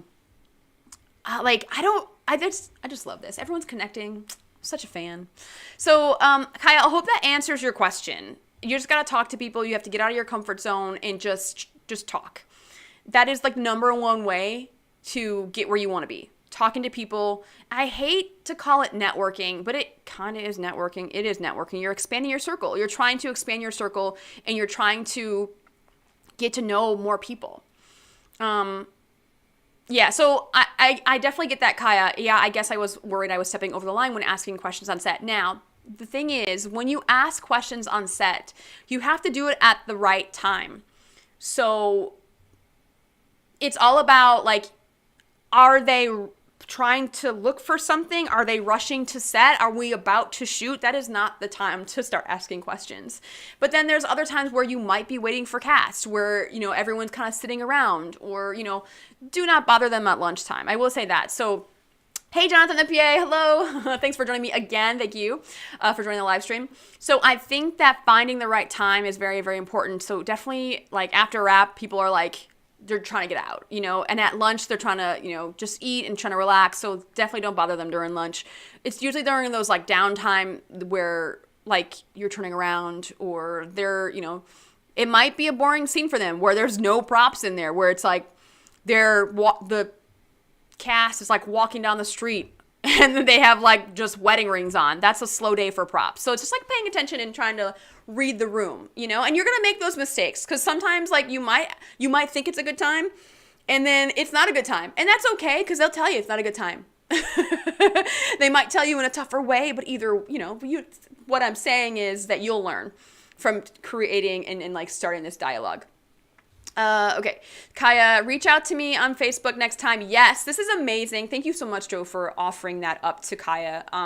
I just love that I feel like I helped facilitate this by having this live stream, and I feel like we're just helping each other out in the community, and I love that. So Kaya, when you hopefully join me on another live stream or whatever, like let us know when you do the Zoom, if you do it, and then like how it goes. I just love hearing updates because I get emails from people where I've talked to people years ago and they tell me like, oh my God, like I'm this now. Thank you so much for your videos. It's like, it just like makes me cry. It's so rewarding. Oh my God. Definitely. Yeah, that makes a lot of sense. Thanks so much, Amber. That was really helpful. I'm so glad I can help you. Rachel Cabana, any resume tips for people like me with little to no experience who plan on changing careers? I eventually want to leave my 9-to-5 office job, starting to build my CV, but only have 1 PA credit so far. Rachel, when did you join the chat? Because I talked a little bit about that when I covered Celeste's resume. So if you want to go back to that in the replay, by all means, definitely do it. But I think someone else asked about that. Rachel, did you ask that before? Let me just check this chat. Hold on. I don't think so. Someone else asked about with no experience. Okay, so people with no experience, the first thing I'm going to tell you is your soft skills and your hard skills is where it's at. You need to highlight the things that make you valuable, that make you attractive. So what I look for in Set PAs, as an AD who hires Set PAs, I look for customer service skills. I look for communication skills. I look for attentiveness. I look for conflict resolution.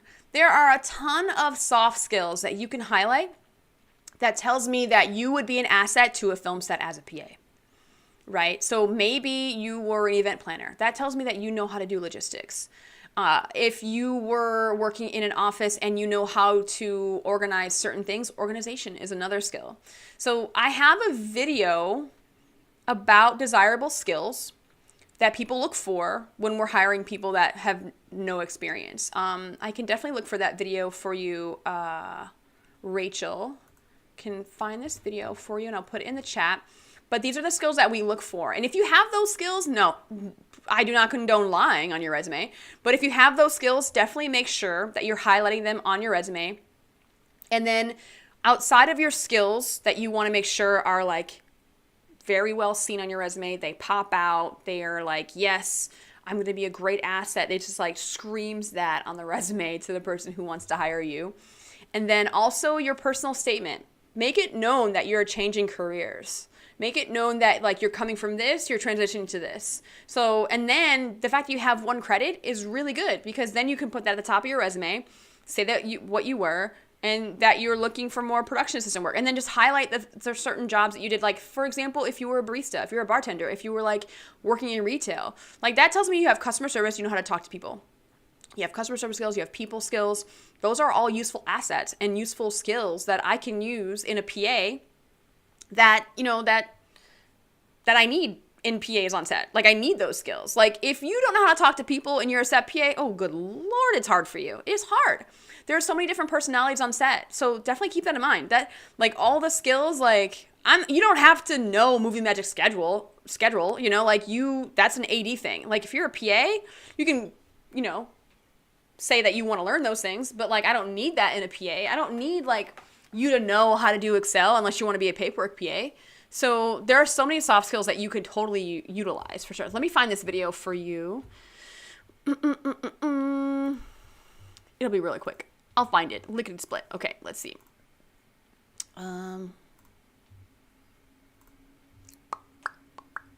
Thank you everyone for being such active participants in the chat. I love it so much. Okay.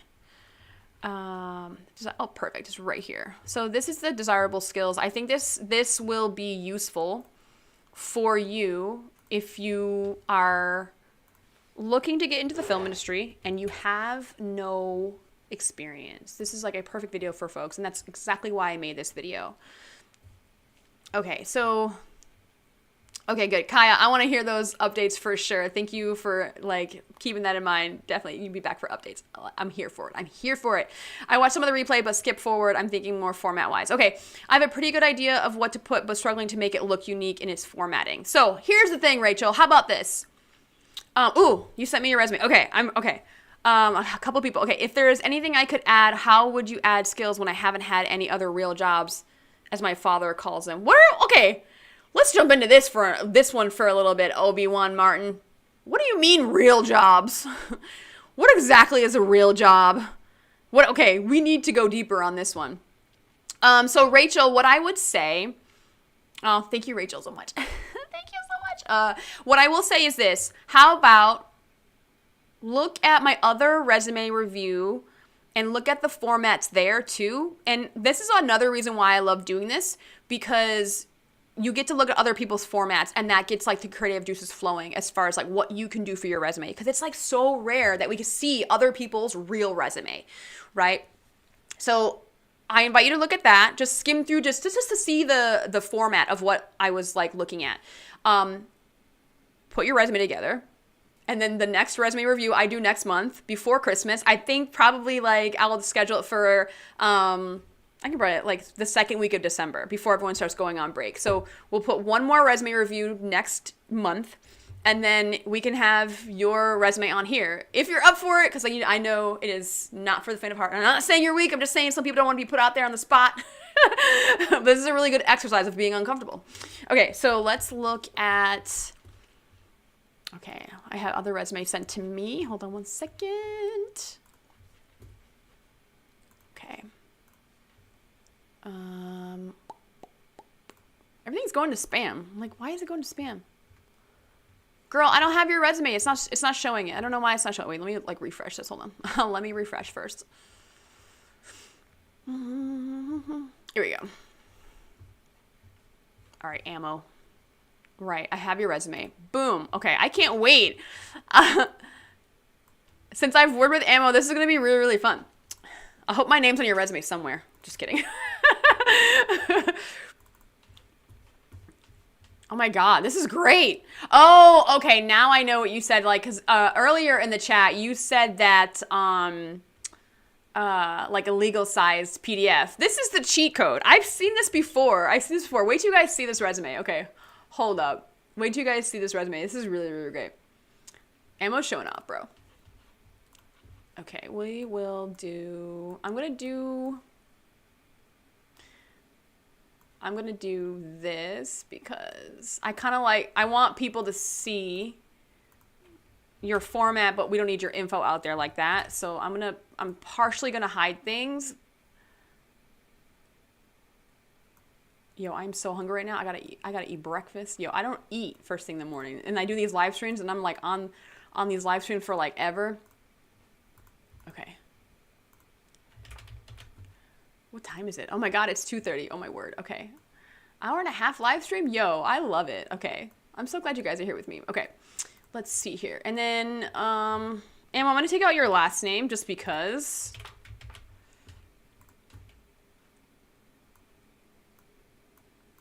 Sorry, it's taking me a little bit long. Okay.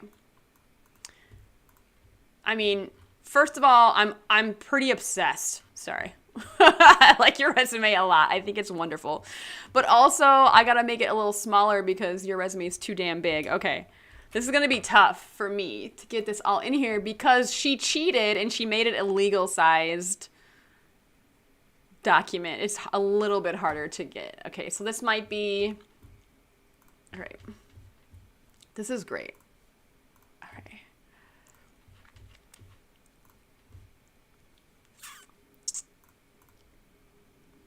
Okay, here it is. Okay, let's see what we got here. It's a little bit smaller. If it's too, I'll make it, okay, how about, I'll make it as big as I can without, and then we'll just have to skim down as we go through it. Okay? Okay, I love the style of this resume ammo. I do. Oh my goodness. I have some things. Okay, the first thing I'm going to say is this. Wait, let me go back to the chat before, let me catch up on the chat before I asked a question earlier. Yeah, about the resume. Copy, thank you. I haven't added work from 2021. Okay, yes, please. Girl, wait a minute. First of all, why didn't you add work from 2021?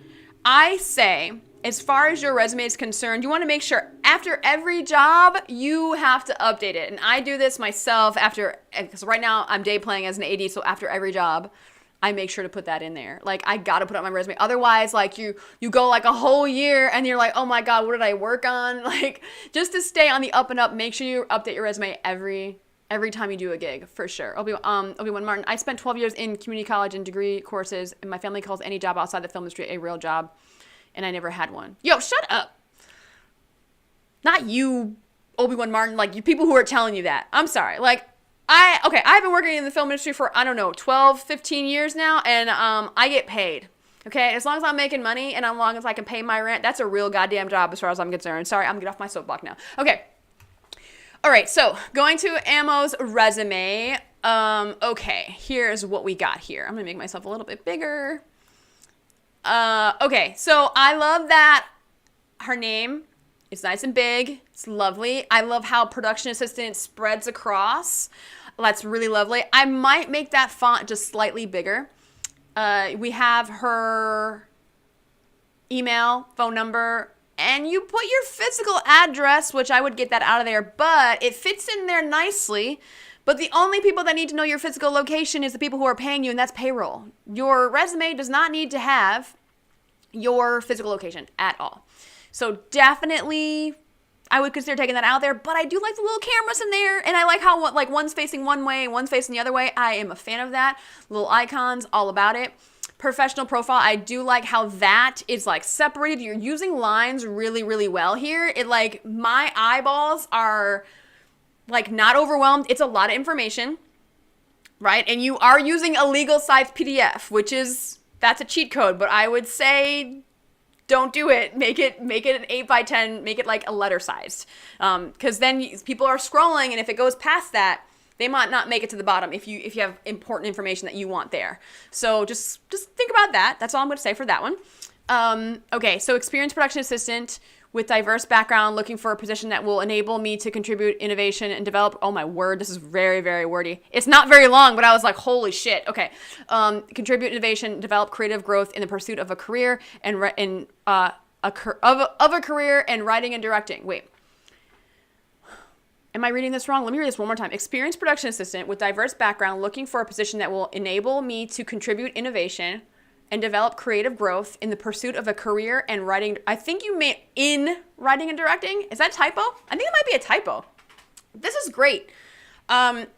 So what I do like about this is that like, there's no mistaking that on all these productions, she's been a production assistant, right? There's like, but also what I want to see here is like, if you've only been a production assistant, there are different types of production assistants. And this is like the big flaw with your resume, Ammo, is that you don't specify. You don't specify that different types of, there's no way you've just been an additional PA in all these things, right? I need to know if you were a background helper. Or a background PA, cast PA, first team PA, if you've been a key PA, if you've been a walkie PA, because I'm pretty sure we worked on the Equalizer. Didn't you fill in for me as a walkie PA? I'm pretty sure you did, right? I think so. So like these are the things that like I want to see specifically, because this is not helping you, because this to me means this looks like you've only been an additional PA on all these things. And if you've been an additional PA on all these things, I begin to worry. Okay, so a couple of things. The dates, they seem a little, I don't know, is it because of the space and the G and the August? It looks a little swervy in a weird way, but I know that is aligned properly. Period, I would put dates instead of period. I know what you're saying, but like I would just put dates. Or maybe you don't even need it. You know, like I don't even think, like, the work experience line is great, but the fact that work experience is the same size as production title, key production assistants, and period, it looks like it's running together a little bit. So there's that. Like Deshaun, where the first one, PowerBook 2 Ghost, he's the second, where you should just get rid of that. Like, just get rid of it, and then, like, maybe next to it, put their position. Holly Victoria is still working? Oh my goodness, I'm 28. I haven't worked with her in forever. Last time I worked with her was when we did Motherless Brooklyn. Key productions, I think that you should just take this line out, because it's pretty, self-explanatory almost, but also put their position next to their names. I don't know why I don't like this line. I'm okay, now just to be clear, like I feel like I'm nitpicking, right? I'm really nitpicking on this, just so you know. So overall, it's not a bad resume, but I think the biggest thing that I do have a problem with is the fact that you're not telling me what the type of PA you were. Okay, so since your resume is so long, okay, half of it, Why the Last Man? Oh, you worked on John Wick? Bro, I'm jealous. Oh, God. Oh, I didn't know. I know, like, most of these people that you worked. This is crazy. And then you have commercials, independent films, producer, actor. It's like you do put it somewhere. You do put it sometimes. I feel like you've worked on a lot of stuff, and everything is organized really well. But I think with your professional profile, it's really wordy. And I think that, like, you're trying to be really fancy. Does that make sense? Like, I feel like you're just, like, kind of making it bigger. Like, you're being a little bit too showy. Is that, like, not that you're, like, you're being too confident. No, it's not that. It's just, like, I think there's a simpler way of saying it, because here's the thing with your resume is, like, if you're trying to say something, you want to say it as simply as possible. But I understand that you're trying to kind of, like, say it in a very, like, creative way. Because I know you, I know, like, the style that you're going to try and put your resume in. So, like, I would try and simplify that a little, like, just slightly. And also, you've worked on so many things. It's kind of like, what would you take out?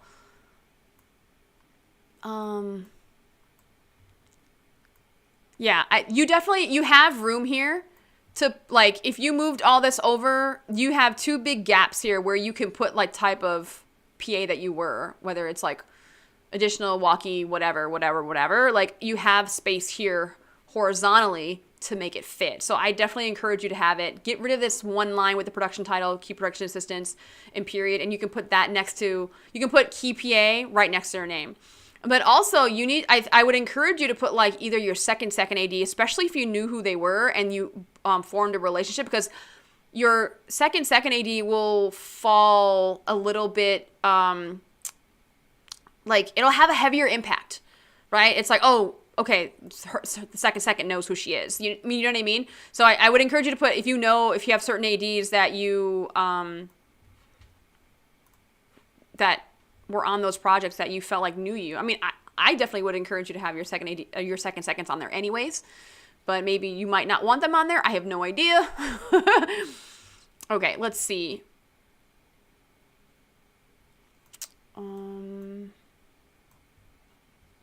trying to think, like, you don't need to put second unit. I don't think you need to put it in there.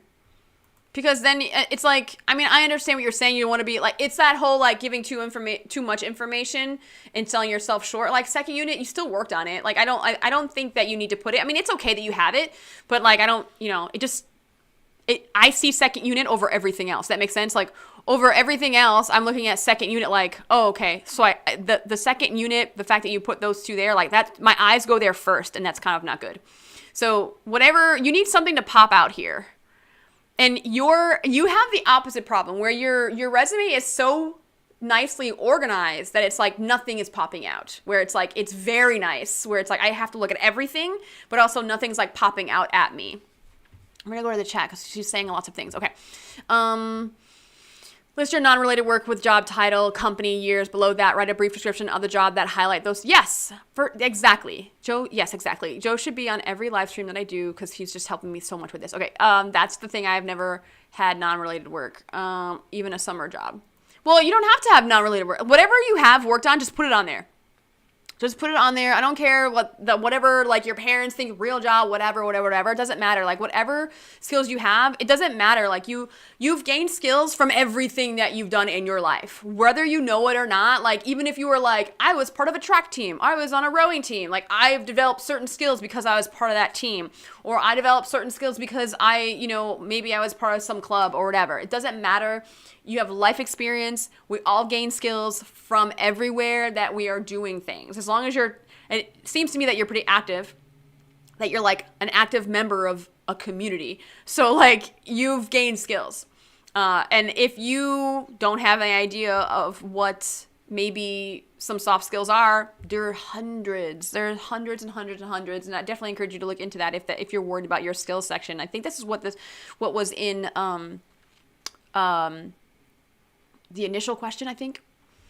I'll justify the profile body instead of centering it. Okay. So Joe, Holly. Okay. She was one of my PAs when I was a GPA. Oh, wow. Joe was like, great. This is crazy. This is awesome. Ammo. Yeah, I was super proud of myself. Now I look back at it. I hate it. No, you don't hate it.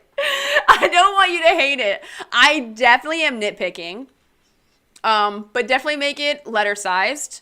And also make your positions stand out. And that's what I really want to see. So like if you put your positions in there, that's something that needs to be bolded, right? Because let me go back to your resume really quick.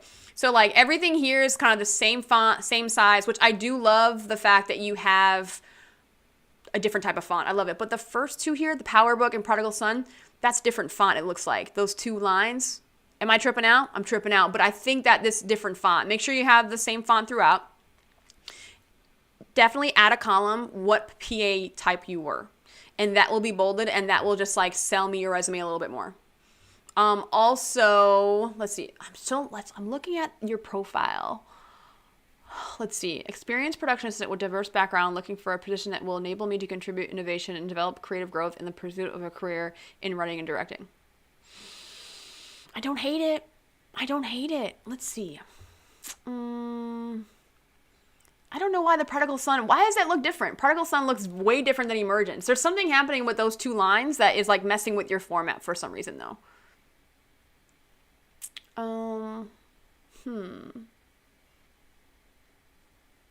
This is going to take a lot of like your profile. It is wordy. Like, you don't have to take it out or you don't have to change it, but I don't know what could be. I'm trying to think, if I wanted a PA, do I care that you want to be a director and a writer? That's what I'm really asking myself right now. It's good to know those goals. This is a hard one. This is definitely a hard one. I don't know. This is going to take like, maybe you have to like rewrite this somehow.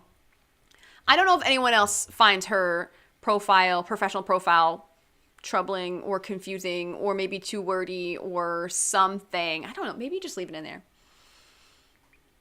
But it can be better. I don't know. Emma, we can work on this.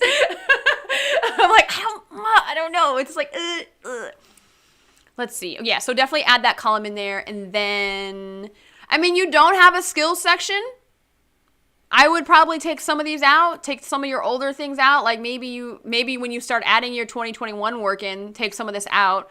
Or maybe you're, Ammo, have you been a staff PA yet? You've had to have been a staff PA, like 100%, right? 100% staff PA sometime. So I would start taking out like your days where you were an additional PAs, take those out. And then add a skills section where it's like, maybe you are, final draft, or maybe you are like, something, I don't know. If you want to add a skill section, it might help. But for getting PA work, this is perfect. There's nothing wrong with this resume to get PA work at all. I'm just like nitpicking, and I think it's fine. But definitely add your positions, 100%. Okay. Okay. Oh, wait. Chat, sorry. It could also be, I don't know. Like those first 2 lines on your resume is for some reason, like it looks slightly different. It could be doing that weird thing where when it saves to a PDF, it does something weird, because sometimes that does happen. I guess I put it because I told many PA would leave to, I was told many PA would leave to another department. What do you mean? Okay, I read diverse background, but where's the diversity? It's pretty heavy on TV series with just PA work. This is true. Diverse background, I guess that's probably like things that I'm like, I guess maybe your professional profile, it doesn't tell me anything that specific, right? Also, if you want to highlight the fact that you worked on commercials, independent film, I mean, I don't know. Do you want to keep that in there? I have no idea. But maybe you want to put movies up at the top, because some people put more weight in movies than they do TV series. No idea. Sometimes that might help because it's a smaller section. Maybe you put that on top. Right, because you're dividing it up by dates anyway, so why not, right? Yeah, so diverse background, looking for a position that will... Like, I guess maybe I don't think anyone's going to question you about your diverse background, right? No one's going to question that, like, in an interview. But I think maybe, this is a hard one, Joe. This is a hard one, right? Me and Joe are trying to, like, crack this code. It's not bad, though. It definitely is not bad at all. I'll invite people to put their last questions in. Rachel, I hope I answered that question enough for you about... getting into film with no experience. Obi-Wan Martin, definitely send me your resume once it's revised. We're going to look at it again, unless you want it to be saved until the next live stream in a couple weeks from now. So, last minute for questions. I think, was that helpful? I feel like, I don't know if I helped you or just hurt you here. I'm not sure. But your resume looks great. I like the style of it. Just put the PA positions in there. I think that's the only thing really that I'm like, you have to do. You should do that. Like, definitely have to do it. And if all else fails, if it really messes with your format, then you could just take the dates out and then put the PA position on the left side and bold it there. So yes, I just want to thank everyone for submitting your resumes. I was so glad I got to do Ammo's and then DJ Samuel's resume last minute. I was glad I was able to put those in there, and And Joe, I hope I was able to help, but like your resume is totally fine. Like all the resumes I got were pretty good, and I'm glad that you can tell that you like put work into them, and it wasn't like some like shoddy job. And I just like you put a lot of work into it, and I appreciate that you guys are like putting work into yourself and you're investing in your career. And I just want to say that you guys are doing great for even being involved with me and this live stream. And thank you for participating and commenting. I appreciate you guys for joining me and for asking all the questions that you did. I loved it. So thank you for joining me. Let's see. When I read this tells me that you are an experienced PA, which is great. So you want to get into writing and directing. What have you done to start pursuing that? Or are you just staying a PA? Love curl advice makes me better. Love it, Ammo. See, you're there, or the mindset is there. I love it. I will 100% send it on, and possibly revise again for the next round if I can. That would be great. Of course you can. Of course, we are here to help. Beyond Film School here to make sure you guys are on the up and up. So, all right, that is it for now. No more questions. I think everyone has done amazing.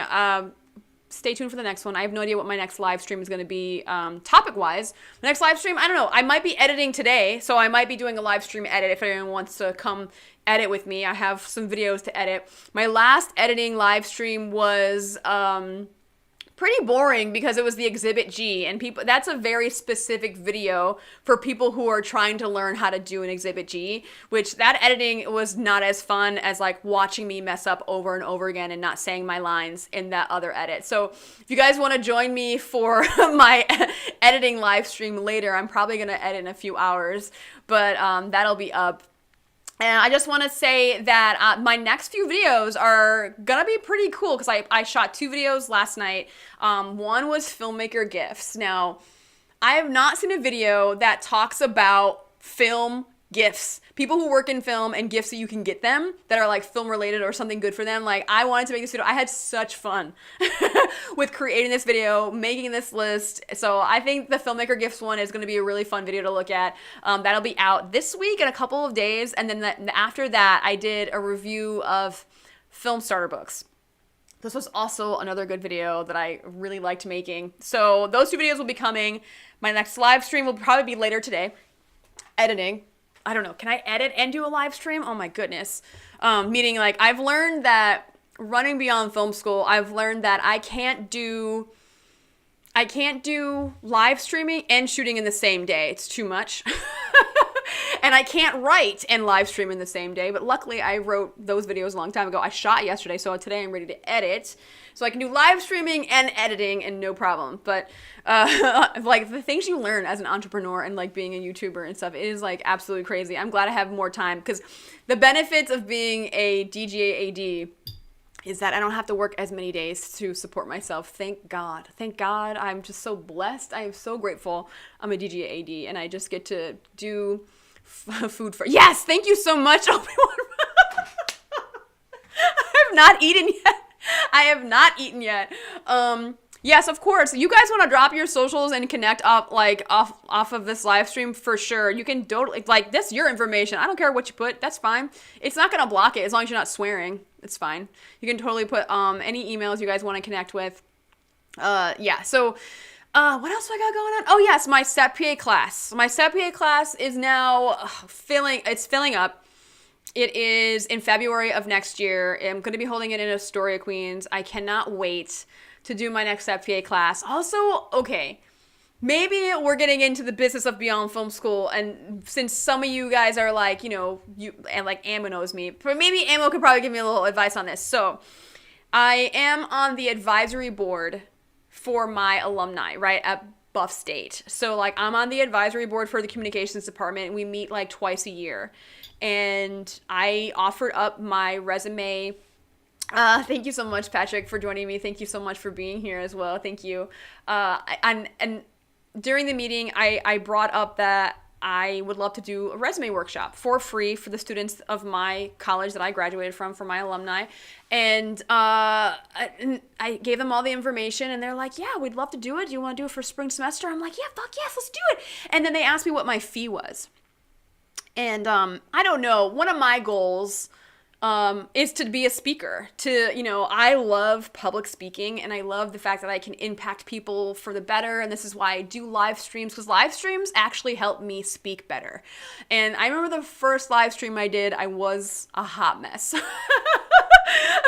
So I do live streams because it helps me get better at public speaking, and also helps me connect to you guys, community. So I just love connecting to students, and especially anything that I can give a leg up to.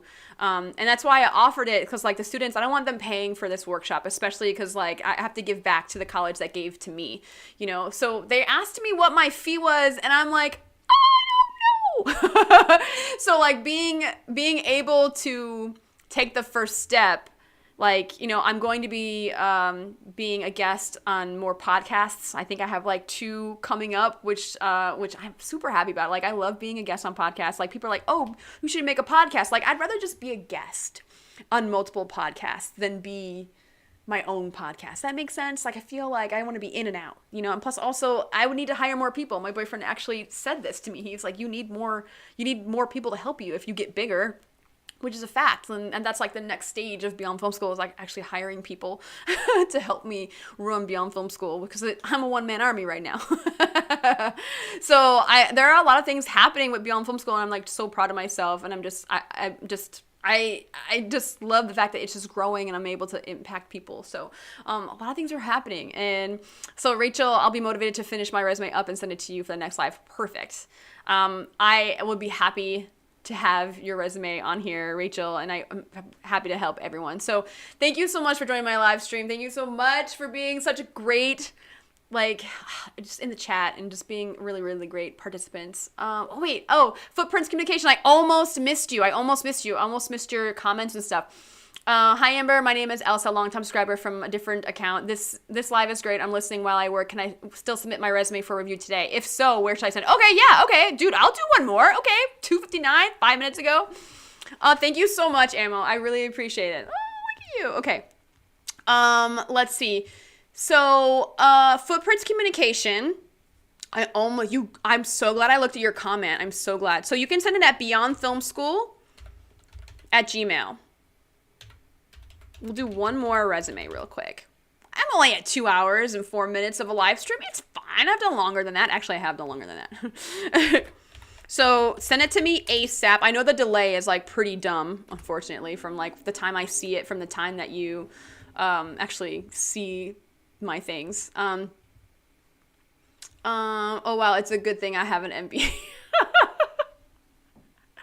See, me and Joe are about to like join forces for like Beyond Film School because honestly, if I had someone who knew how to run a business, ooh, it's gonna be great.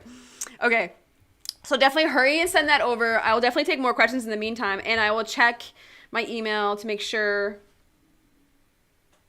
I don't know why, like, it's so weird. Now I have to like check my spam more often to make sure that like people aren't sending me things that like I need to see. Okay, let's see. I will check my spam over and over again until I get it. Oh my god, it's snowing in Albuquerque right now. It's so amazing. Oh, I get to work on Friday. I'm gonna answer this text because I get to work as an AD Thursday.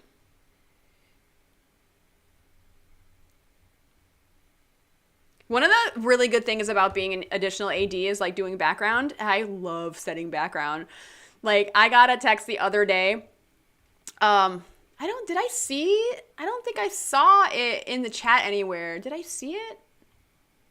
I don't know if I saw it. Can I just put it? I feel like I have your email. If not, Ammo just texted me, and Ammo, I'll totally send your Joe's information to you. I'll be like the facilitator. So, like, if she doesn't, I'll totally set you guys up with an email, for sure. Uh-oh.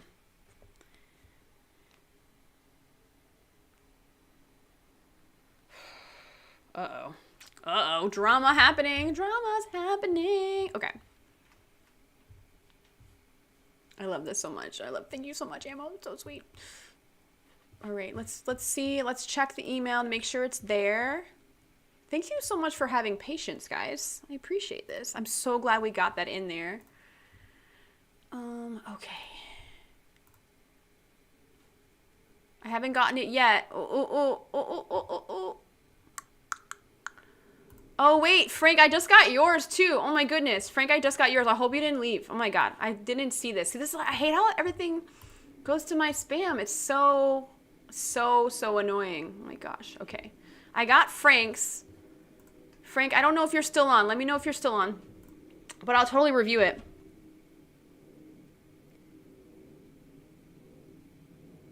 Oh, goodness. Uh-oh.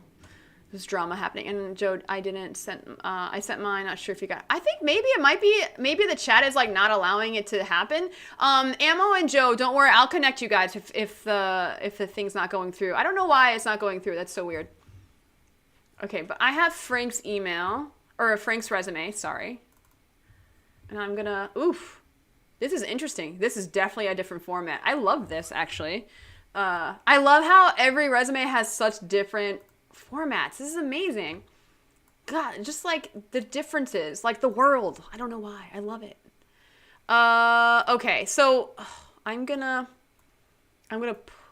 want to forget this fact. Okay, I don't want to forget. I'll leave it there. And then,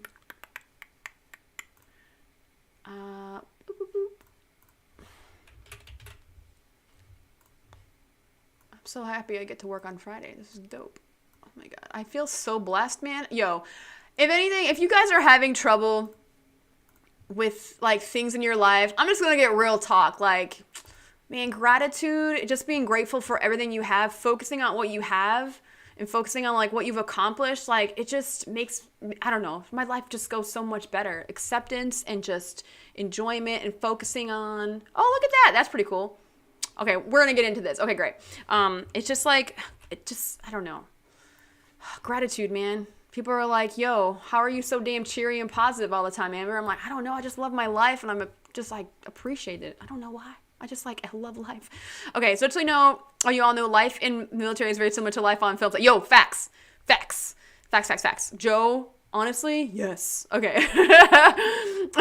Biggest difference is the small people eat first while the hires eat last versus film, which PAs eat last. This is true. My objective will definitely be in a sentence format, but I listed keywords to remember. Did you send it? Okay, so let me make sure. I'm going to do Frank's while maybe I'm still waiting for to come in, for the next one to come in. All right, here's Frank's. Frank, I hope you're still on this stream. I feel so bad that I missed your resume like hours ago. Oh my goodness. I feel so bad. But we're going to get to it, and I'll make sure to email you, and just in case you're not on here still. So like we went over your resume, and so I don't want anyone to like lose out, you know. Okay, good. So I'm going to make this slightly bigger. Just to make it, I want like a little bit bigger. Wait, I'm missing. Okay. All right. So this one is like a very, very different format. Now, I like okay. This is hard. This one's a hard one because I am a little conflicted. It is broken up into sections, which is good, right?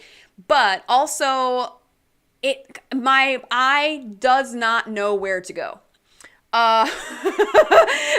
So there's that. So the first thing I'm going to say is that you have your name and it's just as big as motion designer and editor.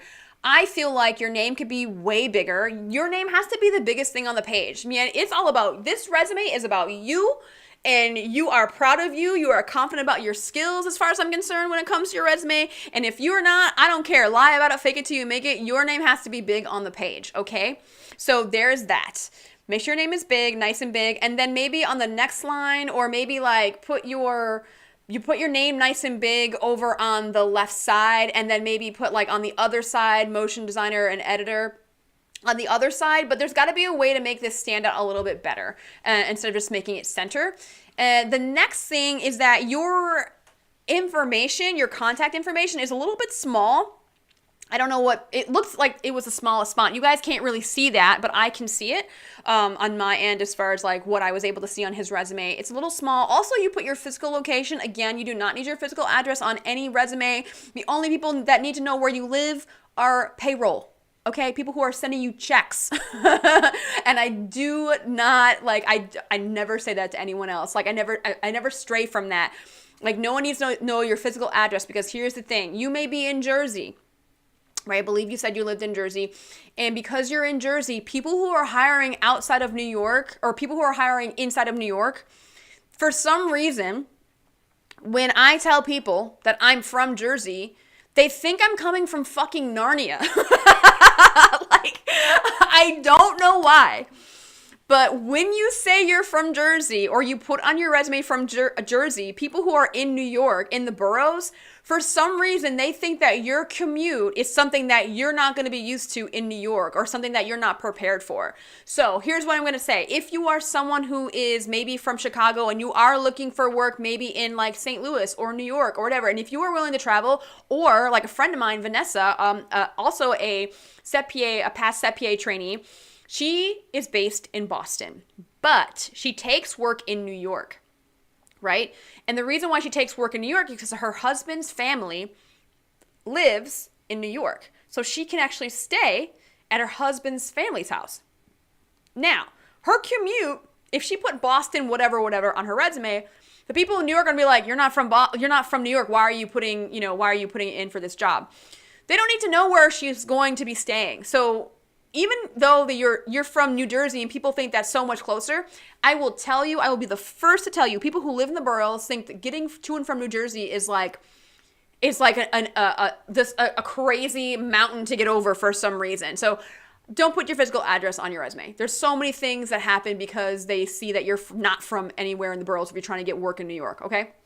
The next thing is I don't mind that you have your links first and you have, like when I click on that, the reel, like it actually goes to a link, which is okay. But like I said, save the links for when you are sending your email with your resume attached. All the links just stay in there. Just keep it all there. Because essentially your profile should be the first thing up. Like I would just get rid of that first section altogether. Definitely get rid of the first section. So, okay, let's get into your profile. Like I kind of like how this is categorized. I don't mind it. The size of the font throughout is different sizes, and that really bothers me. I need a consistent size, and I understand why the profile size is smaller because there's more words there. I get it. You're trying to make it fit. But you have all these gaps in courses, and you have a bunch of gaps in education. You have a couple gaps in employment history. Those gaps can be smaller, and you can give more room to your profile. Therefore, you can make that font size more consistent with everything else. So font size definitely make more consistent. Now, I'm going to jump to where you have the location of your employment. Okay, so you have everything nicely left aligned. Okay. On the other side, you have the locations, and they're like not exactly right aligned. There's some that are off. You want to make sure if you're doing this right aligned, you want to do it all the way through. Remember, stay consistent with your format. So because it goes like down those 5 locations, and then your skills is like avid media, like it goes over, it like goes like this. It's like weird. I don't like it. I don't like that. And then you have languages. You have English and Spanish, which is like, I get that you're trying to like make it align, but like make sure that it's all the way aligned with like the locations that you have on the right side of your resume. Okay, so going into the profile of actually what you said, responsible. I have to like blow this up a little bit first of all because I'm like going blind with a small font. Also, I'm just getting older, guys. I'm just saying. Okay, responsible and creative, digital artist with experience and skills to produce and coordinate quality work in motion design and film post-production. My goal is to continuously grow and develop in an environment that allows me to create original projects that defy the imagination and tell stories that connect with an audience. I'm not mad at that. You're like a motion designer and an editor. Like, I'm okay with that. That's very clear. Like, and it speaks to like your passion for the field that you're applying to. So I'm okay with that. It's a little wordy. It's a little long. I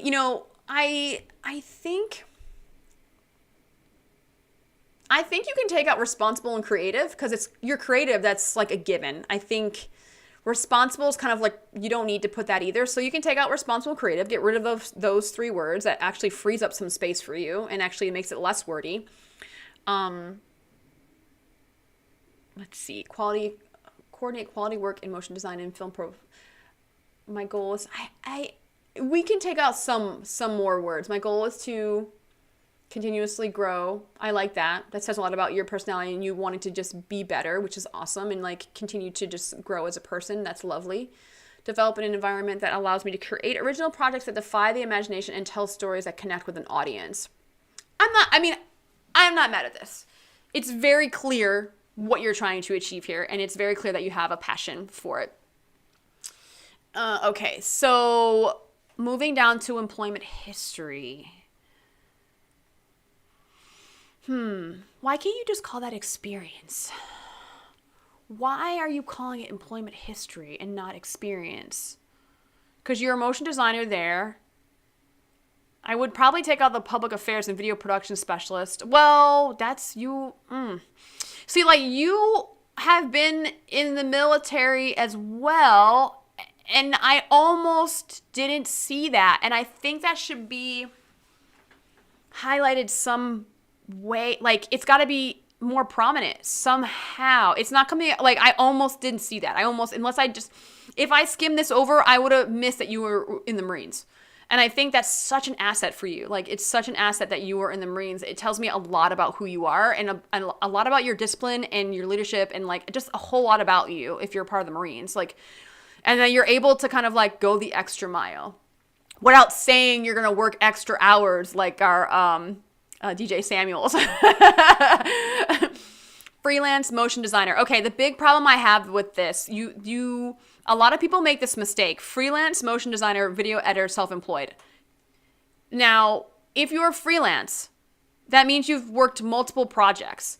Don't say you're freelance because you're just selling yourself short. Go into every project. Go into every little thing you've edited. Go into everything you've done motion designer with. Like, put it on your resume. Like, you should have, like, for me, I feel like you're saying you're a freelance motion designer and editor. Like, I'm expecting from just that section of you having this much of experience that you can put on your resume. I'm pretty sure you have a ton of shit to put on your resume. So I feel like you're just selling yourself short, and you're like not even bearing the lead. You're not even putting the lead on the page. It's, like, I feel like if you have freelance, like, on your resume, freelance whatever, it's like, for example, in Ammo's resume, she could easily just put freelance production assistant and you wouldn't see any of the stuff on her resume. You know what I mean?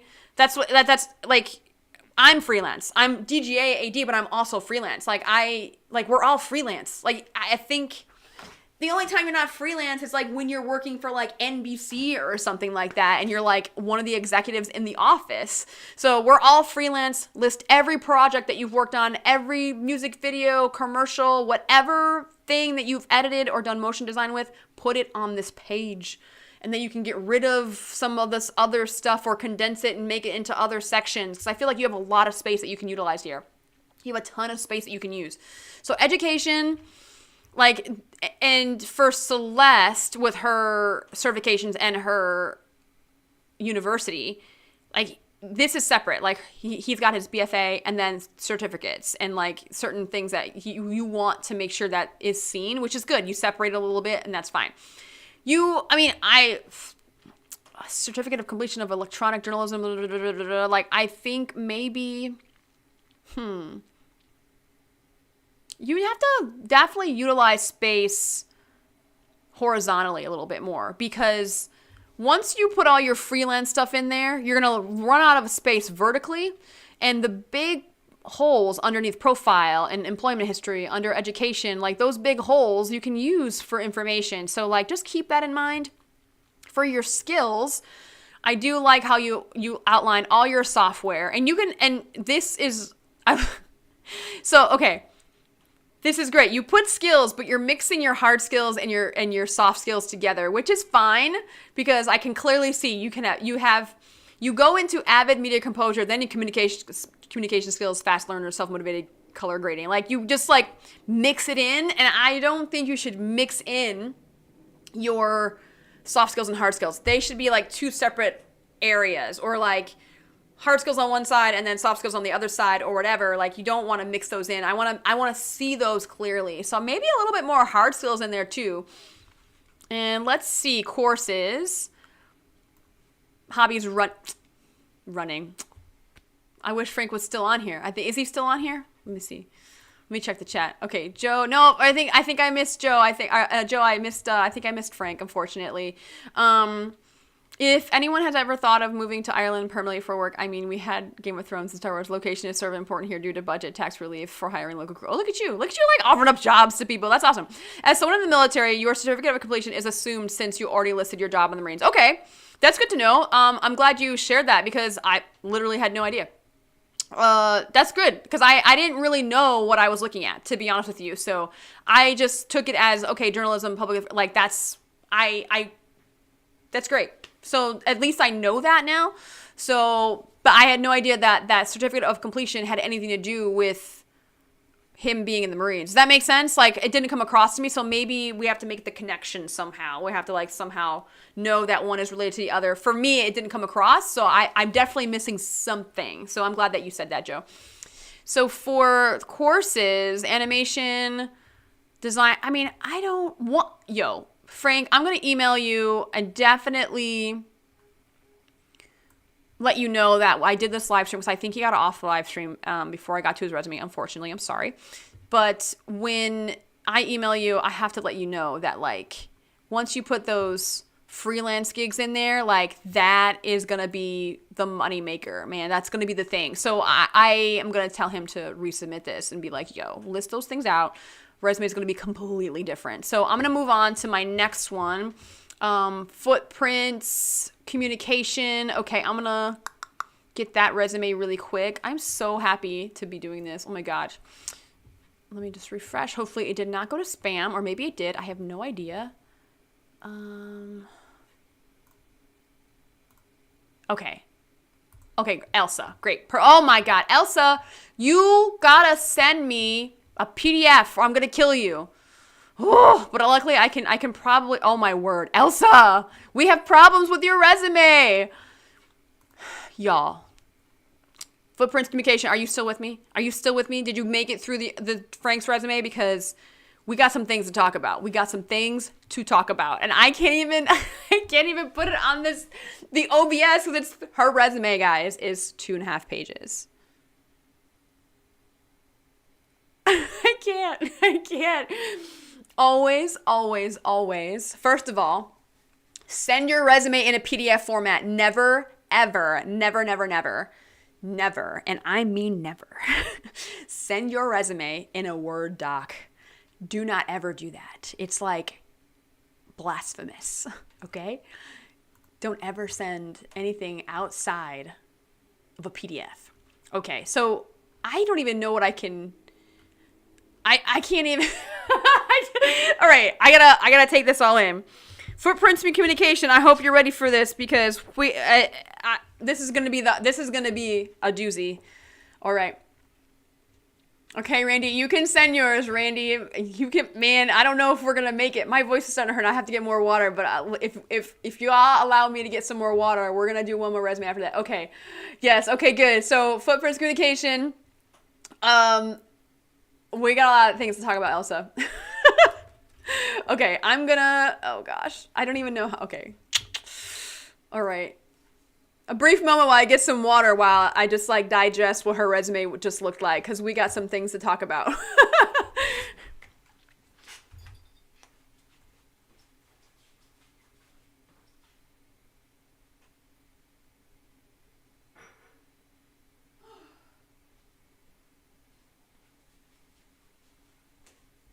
All right.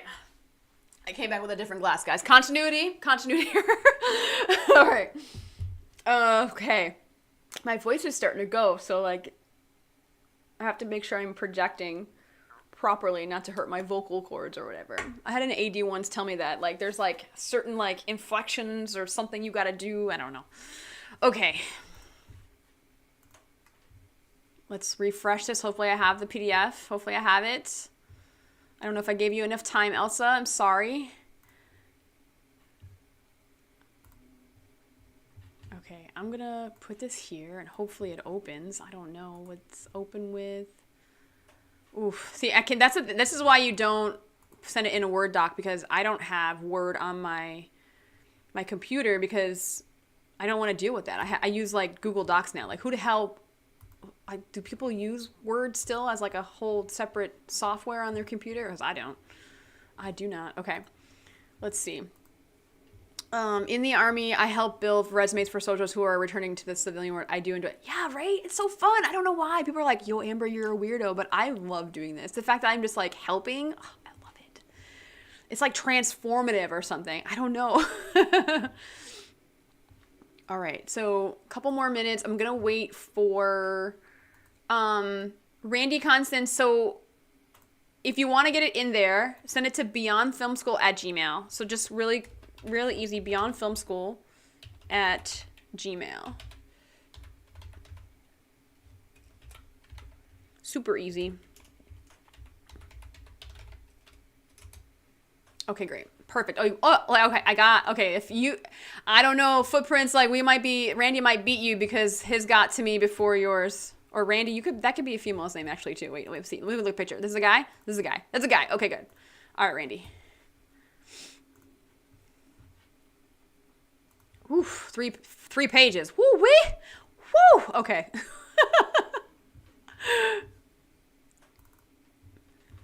This is a lot. This is a lot to take in. I'm not mad at it though. Okay. Bum, bum, bum, bum, bum. Okay, let's take out your information.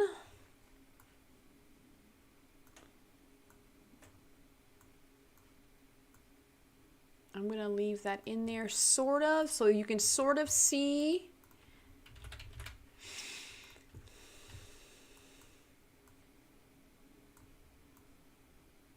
Is your last name on there? Oh, okay, your full name's on there. Okay, I'm just gonna not do that then because, okay, let's see.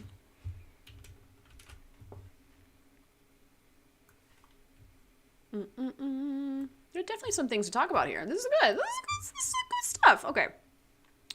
All right.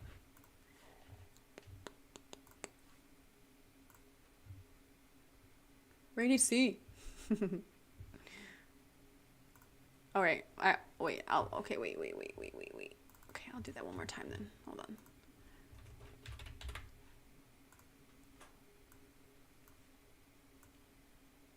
Okay.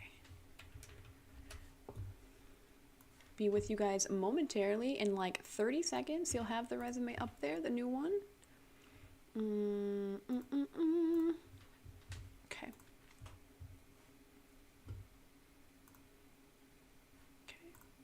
All right, here we go. Whew. Okay, there is a lot. There is definitely a lot on this resume. And because you also have a little hack here, because, and I do this myself, and you know what? I'm going to actually show you my resume. I'm going to pull that up, actually, just so you guys know what mine looks like. Let me see what... Actually, I think I still have to add one show that I worked last week, so I have to update. I have to add one show. Let me just... Elsa, you're so funny. You're like, I don't even know why I sent a Word doc out. It's okay. Shit happens, bro. It's okay. Oh my goodness. This is like your resume, Elsa. Woo-wee.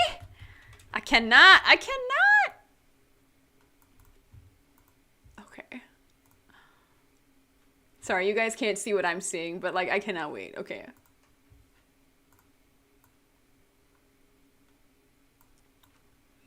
So like when I put my resume up, Joe's gonna have comments for me, and I'm here for it.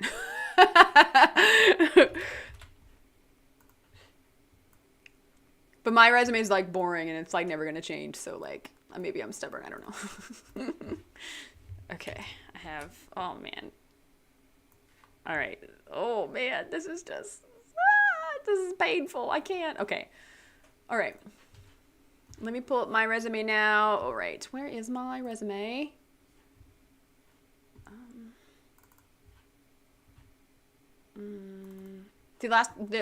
I updated my resume literally a month ago, which is not bad.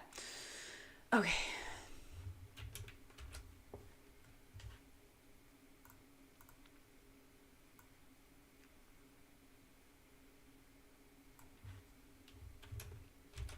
So I've actually recently changed my format of my resume because now I'm putting my book together to become a first AD in the DGA. So every time you like up a level, you have to go and pretty much like, you know, gain your days for the next like level, I would say. Okay, let's see now. Oh my gosh. Okay, could be. Let's go to this chat. Resume is in draft. I started, but didn't finish making some changes from your earlier advice. Job in all caps. Production. Okay, gotcha. So you're like taking note of like the things I've said, which is good. Okay, let me go to preview.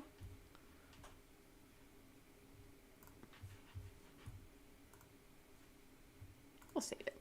Okay, hold on one second, guys. Stay with me. Perfect. Okay. I just want to blank out, like, I don't know, my phone number. I don't know.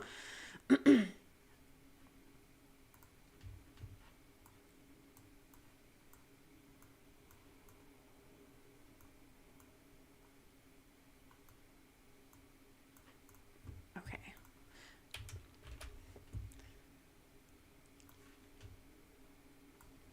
All right. So, going to Randy. All right, Randy, you have a lot. This is a lot of information. It's a lot. I like how your name is nice and big. This is great. Your information, nice. You have a link there. I kind of left it so you can see where the link is there. Don't really recommend links, but that's fine that you have it because it doesn't make me mad that it's there. But my general rule is putting links in the email, making sure that's for your signature, and you just say, hey, my resume's attached, links are below my signature, blah, blah, blah, to look at my reel or whatever. Okay, tech support experience, sports enthusiast, vast knowledge of video production. What do you use this resume for is my question to you, Randy. Because those three things are telling me like very different things, right? And like I said before, we're all multifaceted and we have different things. But when your resume has to be tailored to one type of position or one department or one field, you can't really go in all the directions that you go into as a human being, right? You have to have them tailored, very specific, narrowed down to the position that you're trying to apply for. So remember that you want to make sure that whatever resume you're making, whatever position you're applying for, your resume is tailored to that position, okay? So I don't mind that your core skills are first, and they're... Am I tripping out? I think I'm tripping out, but Adobe Premiere Pro is definitely bigger. You want to make sure you're consistent in your format. I don't mind the bullets, but some are bolded, some are not, some are bigger than the others. Stay consistent with whatever format that you're choosing. Stay consistent, because also down in your resume, you have some of the bullets are not aligned the same. They're on different lines. Some are smaller, some are bigger. So you want to make sure you're consistent with whatever format they're using. Also, additional experience. Now, here's the thing about additional experience here, Randy, is that additional experience is like the first category, right? And usually additional experience follows experience. So I would just take additional out of there, because it's like, am I missing something on your resume? Because you're saying additional experience. You should just say experience. That's fine. Also, I don't know why, but your core skills, that category header is in the middle and it's smaller. Then you have additional experience, which it should match core skills. They should match each other. Then you go down the page to education, right? Now, that's bigger and it's centered. So those three things, whatever your category heading is, they need to be consistent. Make it the same, make it look the same. Like, because this is making me flow like different ways. It's like making my brain go like no. So you want to make sure that your category headers are consistent in size and font. And in whether it's going to be left aligned, right aligned, centered, or whatever, you want to make sure they're all the same. Okay? So, okay, I specialize in sports video production. Why don't you just say that? So why don't you just say sports video production then? Why don't you just say that at the top? Is that like weird for me to say that, Randy? Is it like, I think what with resumes, some people think about jazzing it up a little bit too much and like putting a lot of fluff words in there and making it look like fancy, and it doesn't really need to be. I think that the fact that you just told me I specialize in sports video production, you can literally say that, sports video production, on your resume, and it'll come across very clear. It's exactly what you need. Like, you know what I mean? So I think, just think about that. I don't know. That's what I think. I think you summed it up perfectly just in conversation with me. So that's good. Okay, so I'm just picking at your format a little bit. The dates are a hot mess. The dates on the right side of a page are just like weaving in and out. Make sure they're all on the same line. I don't care if you use the dash to make them aligned or you make them all right aligned or whatever. They need to all be on some type of line, because those dates are driving me literally insane, or just take them out. Pick one. Pick one of those options, because those dates are like making my brain go no. Okay. So another thing is, it looks like, sorry, I'm like closer to my mic, so I might be a little bit distorted. So it looks like some of your positions, which is good, your positions are bolded and it's first. Love that. Just got to give you kudos for that, because you did the right thing there, okay? But some of them are like also not aligned correctly. Like, you're off by like 1 or 2 spaces in some of them. Like, some of them are even, some of like live event audio, visual technician, and then video specialist. Those are like on its own little thing, and then the one after that is like one over, and then the one below that is like one more over. So watch your spacing. Your format is killing you here, okay? The things that are like, I'm too busy looking at your mistakes in your format and like your inconsistency than looking at the information. When I'm distracted by format, I'm not looking at the information you want me to read. And this is not where you want to go, right? You don't want my eyes to just go to the mistakes on your page. You want my eyes to go to like the information, the substance of your resume, right? So make sure that you get your alignment correct, because that is like really not, it's not, for my eyeballs, it's not going to work. I'm just going to go to the chat really quick because I want to make sure that we, to align the job title to the left and the date to the right, utilize tables. I mean, I don't use tables, Joe. I'm going to be honest with you. I don't use tables. Every time I use a table, I be fucking up. Like, I don't know why, but every time I use a table and I'm like, I cannot, but if you know how to like practice using tables and you know how to utilize those things, definitely use it for sure. But I'm always a big fan of using the tab key because that will make sure that everything's on the right line. For me, at least, that's what I do. I mean, everyone has their different ways. Like Joe, you use tables, I use the tab key. That's like saved my life. Okay. So making sure everything is right aligned. And then, as I said, like education, we got to make sure that that's in there. Also, is it, okay, let me look at the preview. Like, let me look at your resume as far as what I'm seeing. I just want to make your resume just slightly bigger. Because I'm like, is it too small? So the one thing I do notice with your resume is that you are clearly playing with your margins, right? And I encourage folks, if you need more room vertically or horizontally or whatever, play with your margins. There is like no set rule about your margins. I play with my margins, and you'll see that. I'll show my resume, you'll see that. But I think utilizing like a half an inch or a quarter of an inch on each side, there's nothing wrong with that. It doesn't bother me that your margins are like, you manipulated them, and that's fine. I don't mind it.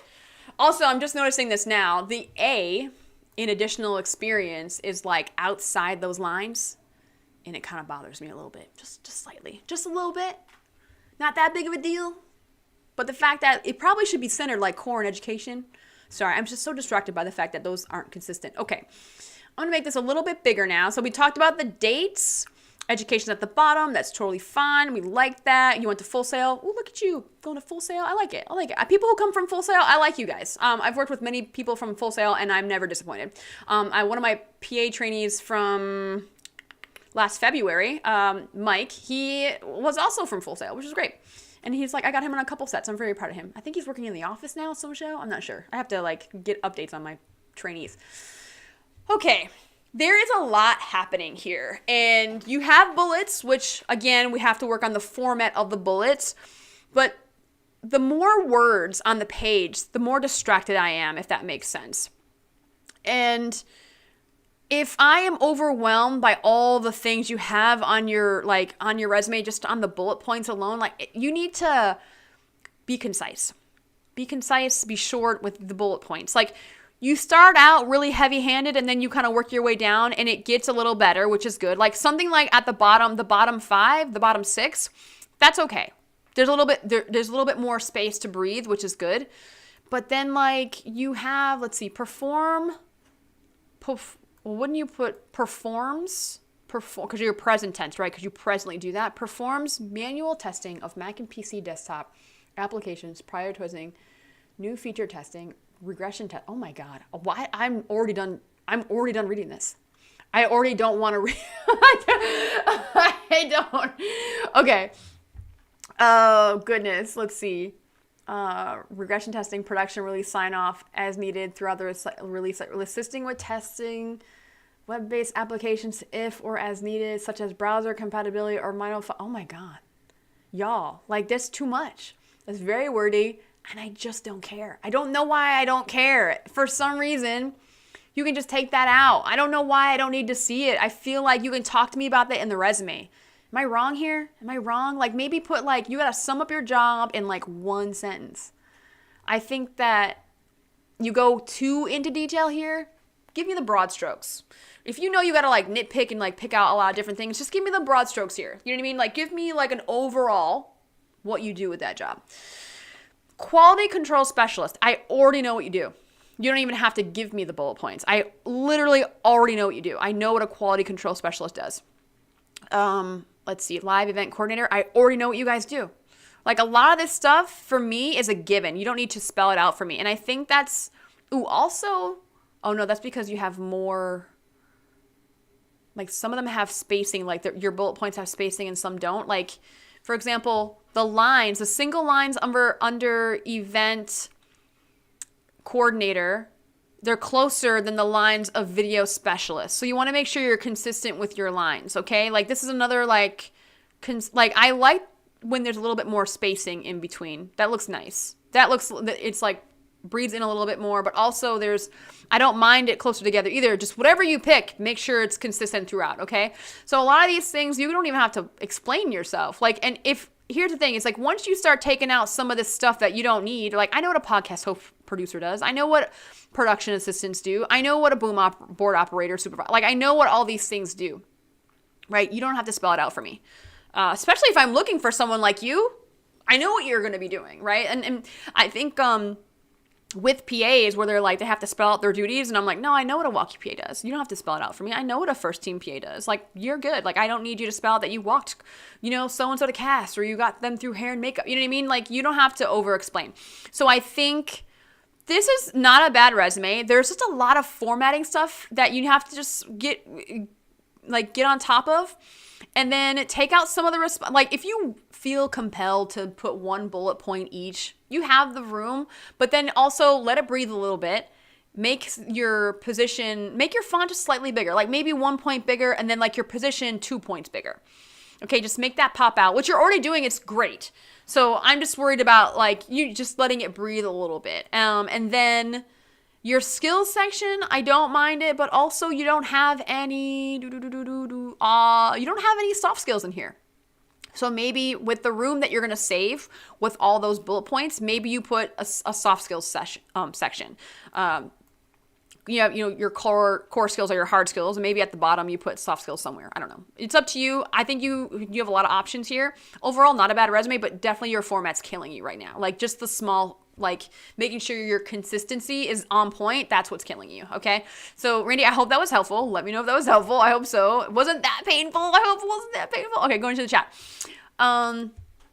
All right. My voice is going. I got one more resume. I can't take any more resumes. Okay. Footprints communication. And we're going to get to your resume after this. I know my formatting needs major work. Okay. Specialized in sports. Okay. I line the job. Yes.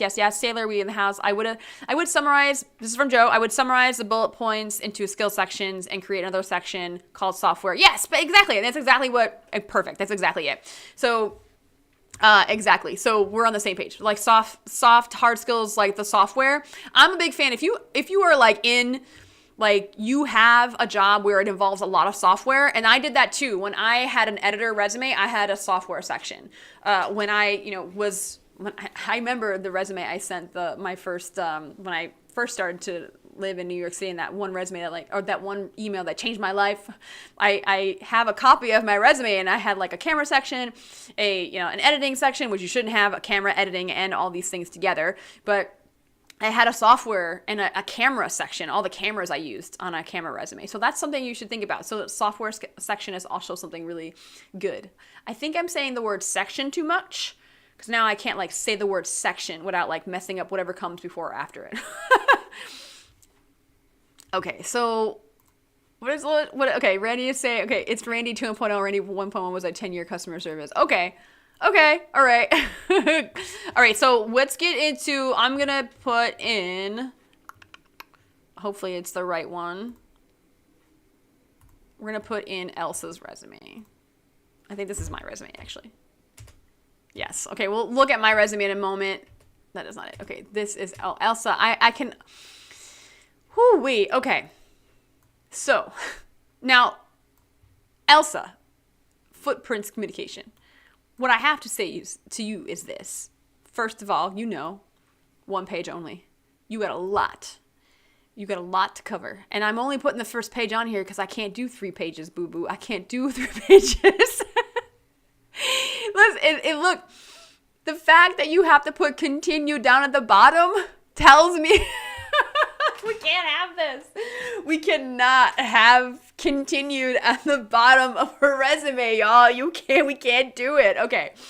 So, couple of things. I do like the line underneath your name and your information. I want to check something though. I want to check. I have so many resumes and stuff. Okay, where's your Elsa's? Okay. Okay, so you just have your name and phone number there, and you have like the star in between the asterisk or whatever. What I like to use between my phone number and my email is like that straight line. It's like above the return key. It's like the shift up. Like, I don't know what that's called, but it's like the horizontal straight line, because the asterisk, it's not centered in the middle. It's like at the top of the line, if that makes sense. You guys can't see the asterisk, but she knows what I'm talking about. So I would use that straight line. I feel like the straight line with two spaces on both sides helps helps like separate the information on both sides a little bit. Okay, so your category headers. Oh my gosh, girl. Okay, so okay, I'm just overwhelmed. I'm overwhelmed, and this is why it's hard for me to dig in. Okay. So your category headers, I'm glad they're all the same consistent format, but the first thing is like career profile, summary, entertainment industry profile. Just say profile. Just say personal profile. Just say professional summary. That's a whole lot of words for just saying like something that's a category header should be like one word. You can just say profile. Totally fine. I get it. That's professional, career, summary, entertainment. Like, I get it because you're sending it to me. You always have to keep in mind the people you're sending it to, right? Like, it's assumed that this is your industry profile if you're sending me this resume, right? Does that make Joe, let me let me know if you agree with this or not. But like, you have to keep in mind the people you're going to send your resume to. You can just say profile, personal statement, something. Okay. So you use bullet points, and the bullet points are used in all different types of ways all over your resume, and it's driving my eyeballs crazy. I'm like all over the joint. I'm like, oh my God. Okay, so we have experienced. Experienced in what?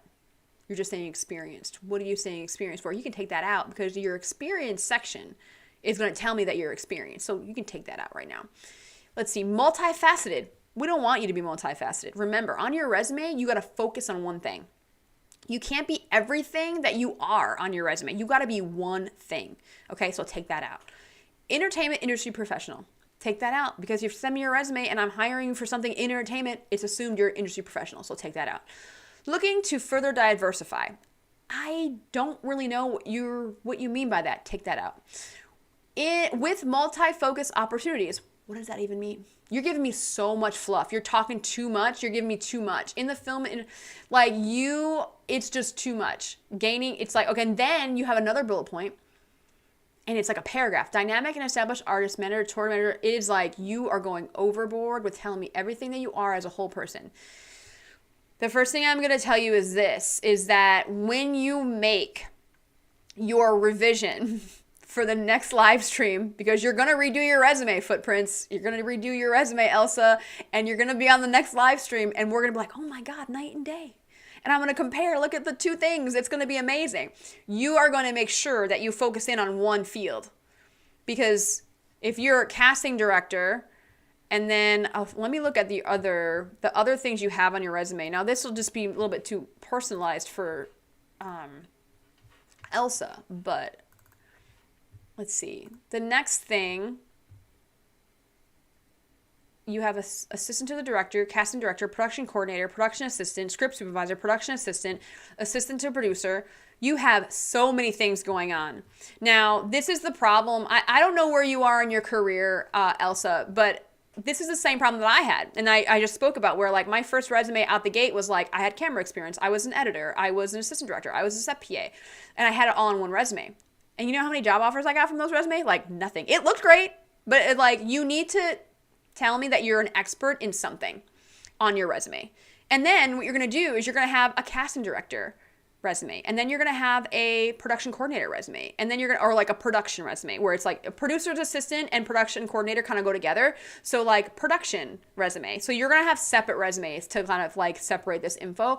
And based on the jobs that you apply to, you're going to send your production resume to someone and you're going to send your casting director resume to other people, right? So you have to split those up. Okay, highlights.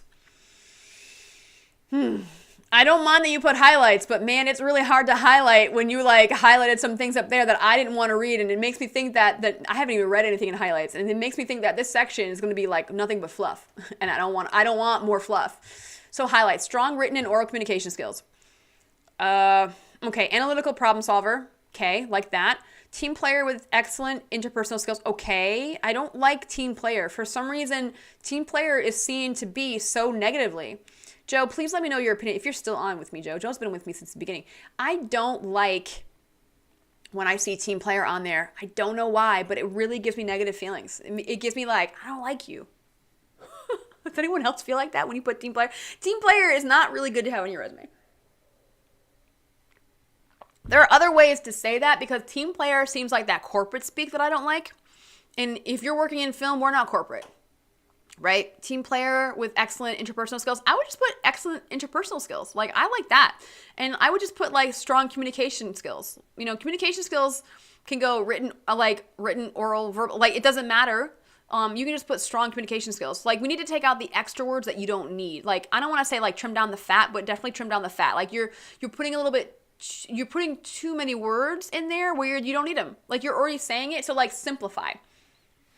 Like, I know team player, I'm willing to work as a team. I understand that, Joe. I understand it, but it's like, I don't have like deep-seated like thoughts against this. Okay. So I would just say excellent interpersonal skills because interpersonal just means like you with other people. And that tells me you are a team player without saying you're a team player. Okay. So effective project management skills. Okay, data research driven. Okay, extremely detailed, girl.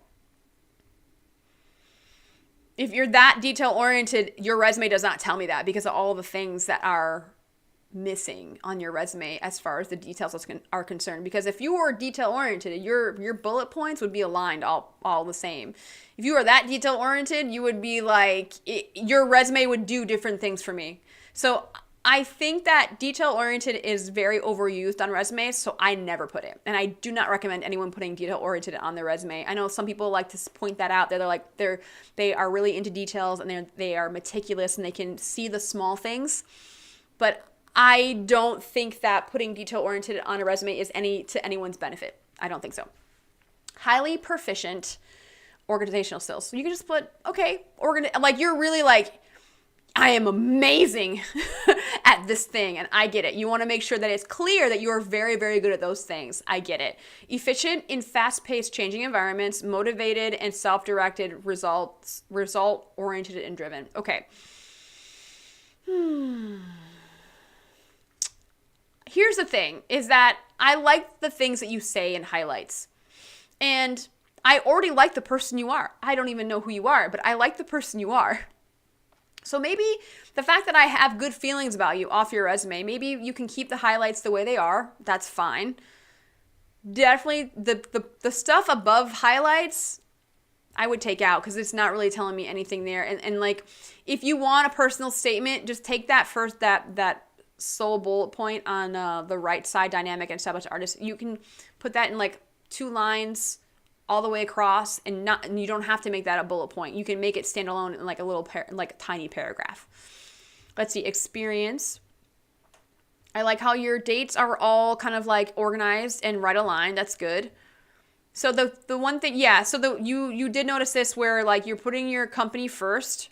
You don't have to put the location, but that's fine. It's right next to it. It's not taking up space, so it's not like hindering your format in any way.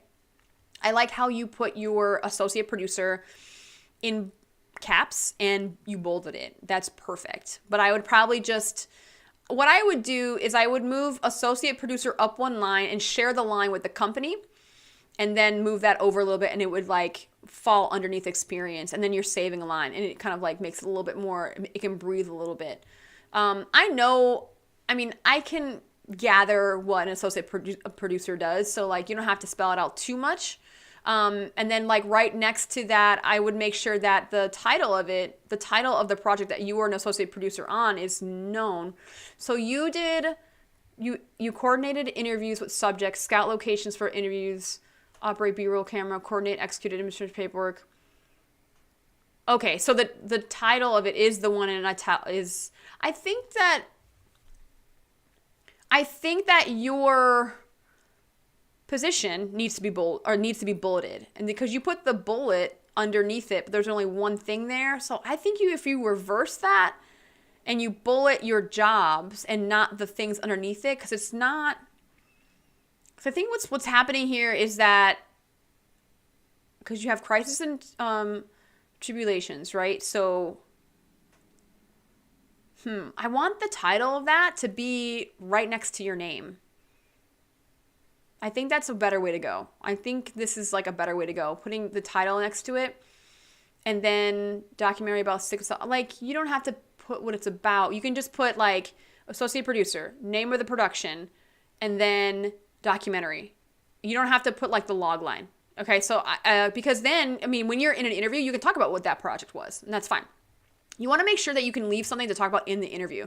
You don't want to overwhelm like the person who's like looking at your resume. And remember, the reason why it's like you only do one page is because the person who has to hire is getting like hundreds of resumes. So they don't have time. You're going to have like maybe 20 seconds, maybe if that, okay? So yeah, casting director, well, I'm just going to move down. So you have casting here, but then you go into a paragraph that I don't want to read. And then you have casting director of a film. Like all this can be one line. This can be all one line. Associate casting director. Again, that can be like one line. And you have a period after New York and after director. And like you don't have to have periods. Like you don't need the punctuation there. So a lot of this is like if you just move things up, it'll be a lot less crowded. Like once you revise this, it's going to be really, really great. Like you have such great stuff here, and it's like it's getting lost in how you're formatting it. You know what I mean? Like I like that you have all this experience, but then it just kind of gets lost where I'm like, what did you work on? Oh, this is a short film. Oh, that's a feature film. Like it's just. And I know like you're like, I wanted you to look at my resume for formatting. So like move things up online. Remember, saving space, making things concise. I'm hoping that you're getting what I'm saying here. Let me look at your other pages, your other page. Okay, every time it comes up. Okay. The next page, I still find it funny how you like put continued at the bottom. So funny. Yeah, like you kind of do the same thing. Stay away from paragraph form. Yeah, you have a lot of paragraphs, and it's okay that you have like social medias at the end. You guys can't see this, but I'm just doing this quickly. You have like your education, great, one line, totally fine. Your education, I feel like you gotta narrow that down a little bit because I know you have 2 minors and you have a major. But that administration is taking up one line. Maybe like expand your margins a little bit to give you a little bit more room or something. Play with your margins a little bit too. Yeah, think about making sure you're consistent and being concise. This is your biggest battle. And then separating your resumes into separate fields because you have definitely like your producer, associate producer, production coordinator, that's all on one resume. And then like your casting director stuff, that's definitely a different resume. And like your PA stuff can go on your production resume as well. Because casting is a different world.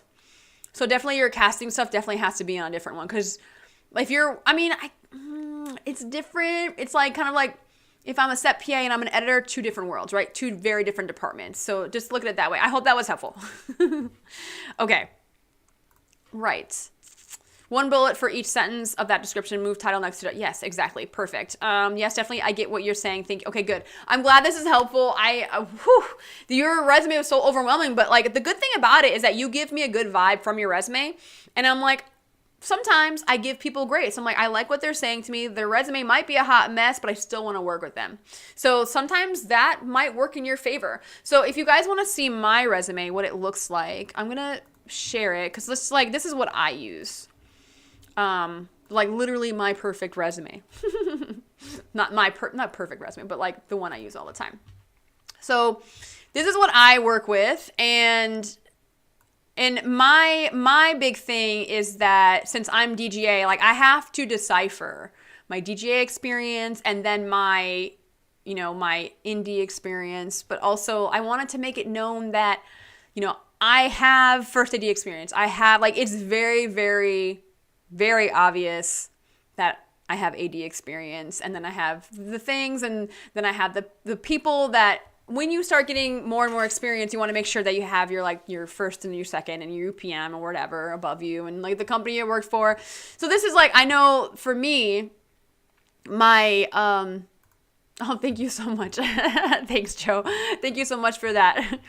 For me, like my main flaw where I'm like, I didn't want to add my ADs at all. I was like, it's going to mess up my format. But I know that other ADs want to see the ADs on your resume. So I was like, okay, Christ. I tried to figure out the best way I could. And this is what I got. And this is like, basically, like, there's no crazy information. And I used to, on my indie AD, resume, I used to put like my skills, my software, like Movie Magic Scheduler and like Excel and like doing day out of days and call sheet, blah, blah, blah, blah. So like, and I took all that out because now it's like, I've been, if I've done all these features, it's kind of assumed I know all that software, right? And I think, don't get too confident where you're like, well, it's assumed that I know all this stuff, because some people might ask you, like, do you know how to use Final Cut? If you're an editor, do you know how to use Adobe Premiere? Like, they might ask you those crazy things, and you're like, yeah, what do you think? You know what I mean? Okay, so if no one has any more questions, I've been on this live stream for 3 hours. Oh my God, I think this is like a whole new one for me. I don't know, I gotta edit today, so as long as I'm not talking and editing, I don't think I'm gonna live stream my edit today because I can't talk anymore. So thank you so much for joining me, guys. It was very, very fun to do these live resume reviews. I'm glad that you guys sent your resumes in, and I got all those resumes like reviewed before I got off this live stream. Thank you so much again. Again, if you have any questions about any of the things that I said about your resumes, please feel free to email me, beyondfilmschool@gmail.com. I'm happy to go over it again and revise your resume and like submit it for the next month. So I'm definitely gonna do one of these once a month because I feel like I get a lot of joy out of this. I love connecting with you guys, and I'm hoping it's helping. So thank you so much for joining me on this live stream. That is it for now, and I shall see you guys next time. And yes, I will eat Obi-Wan Martin. I definitely will eat. I'm gonna eat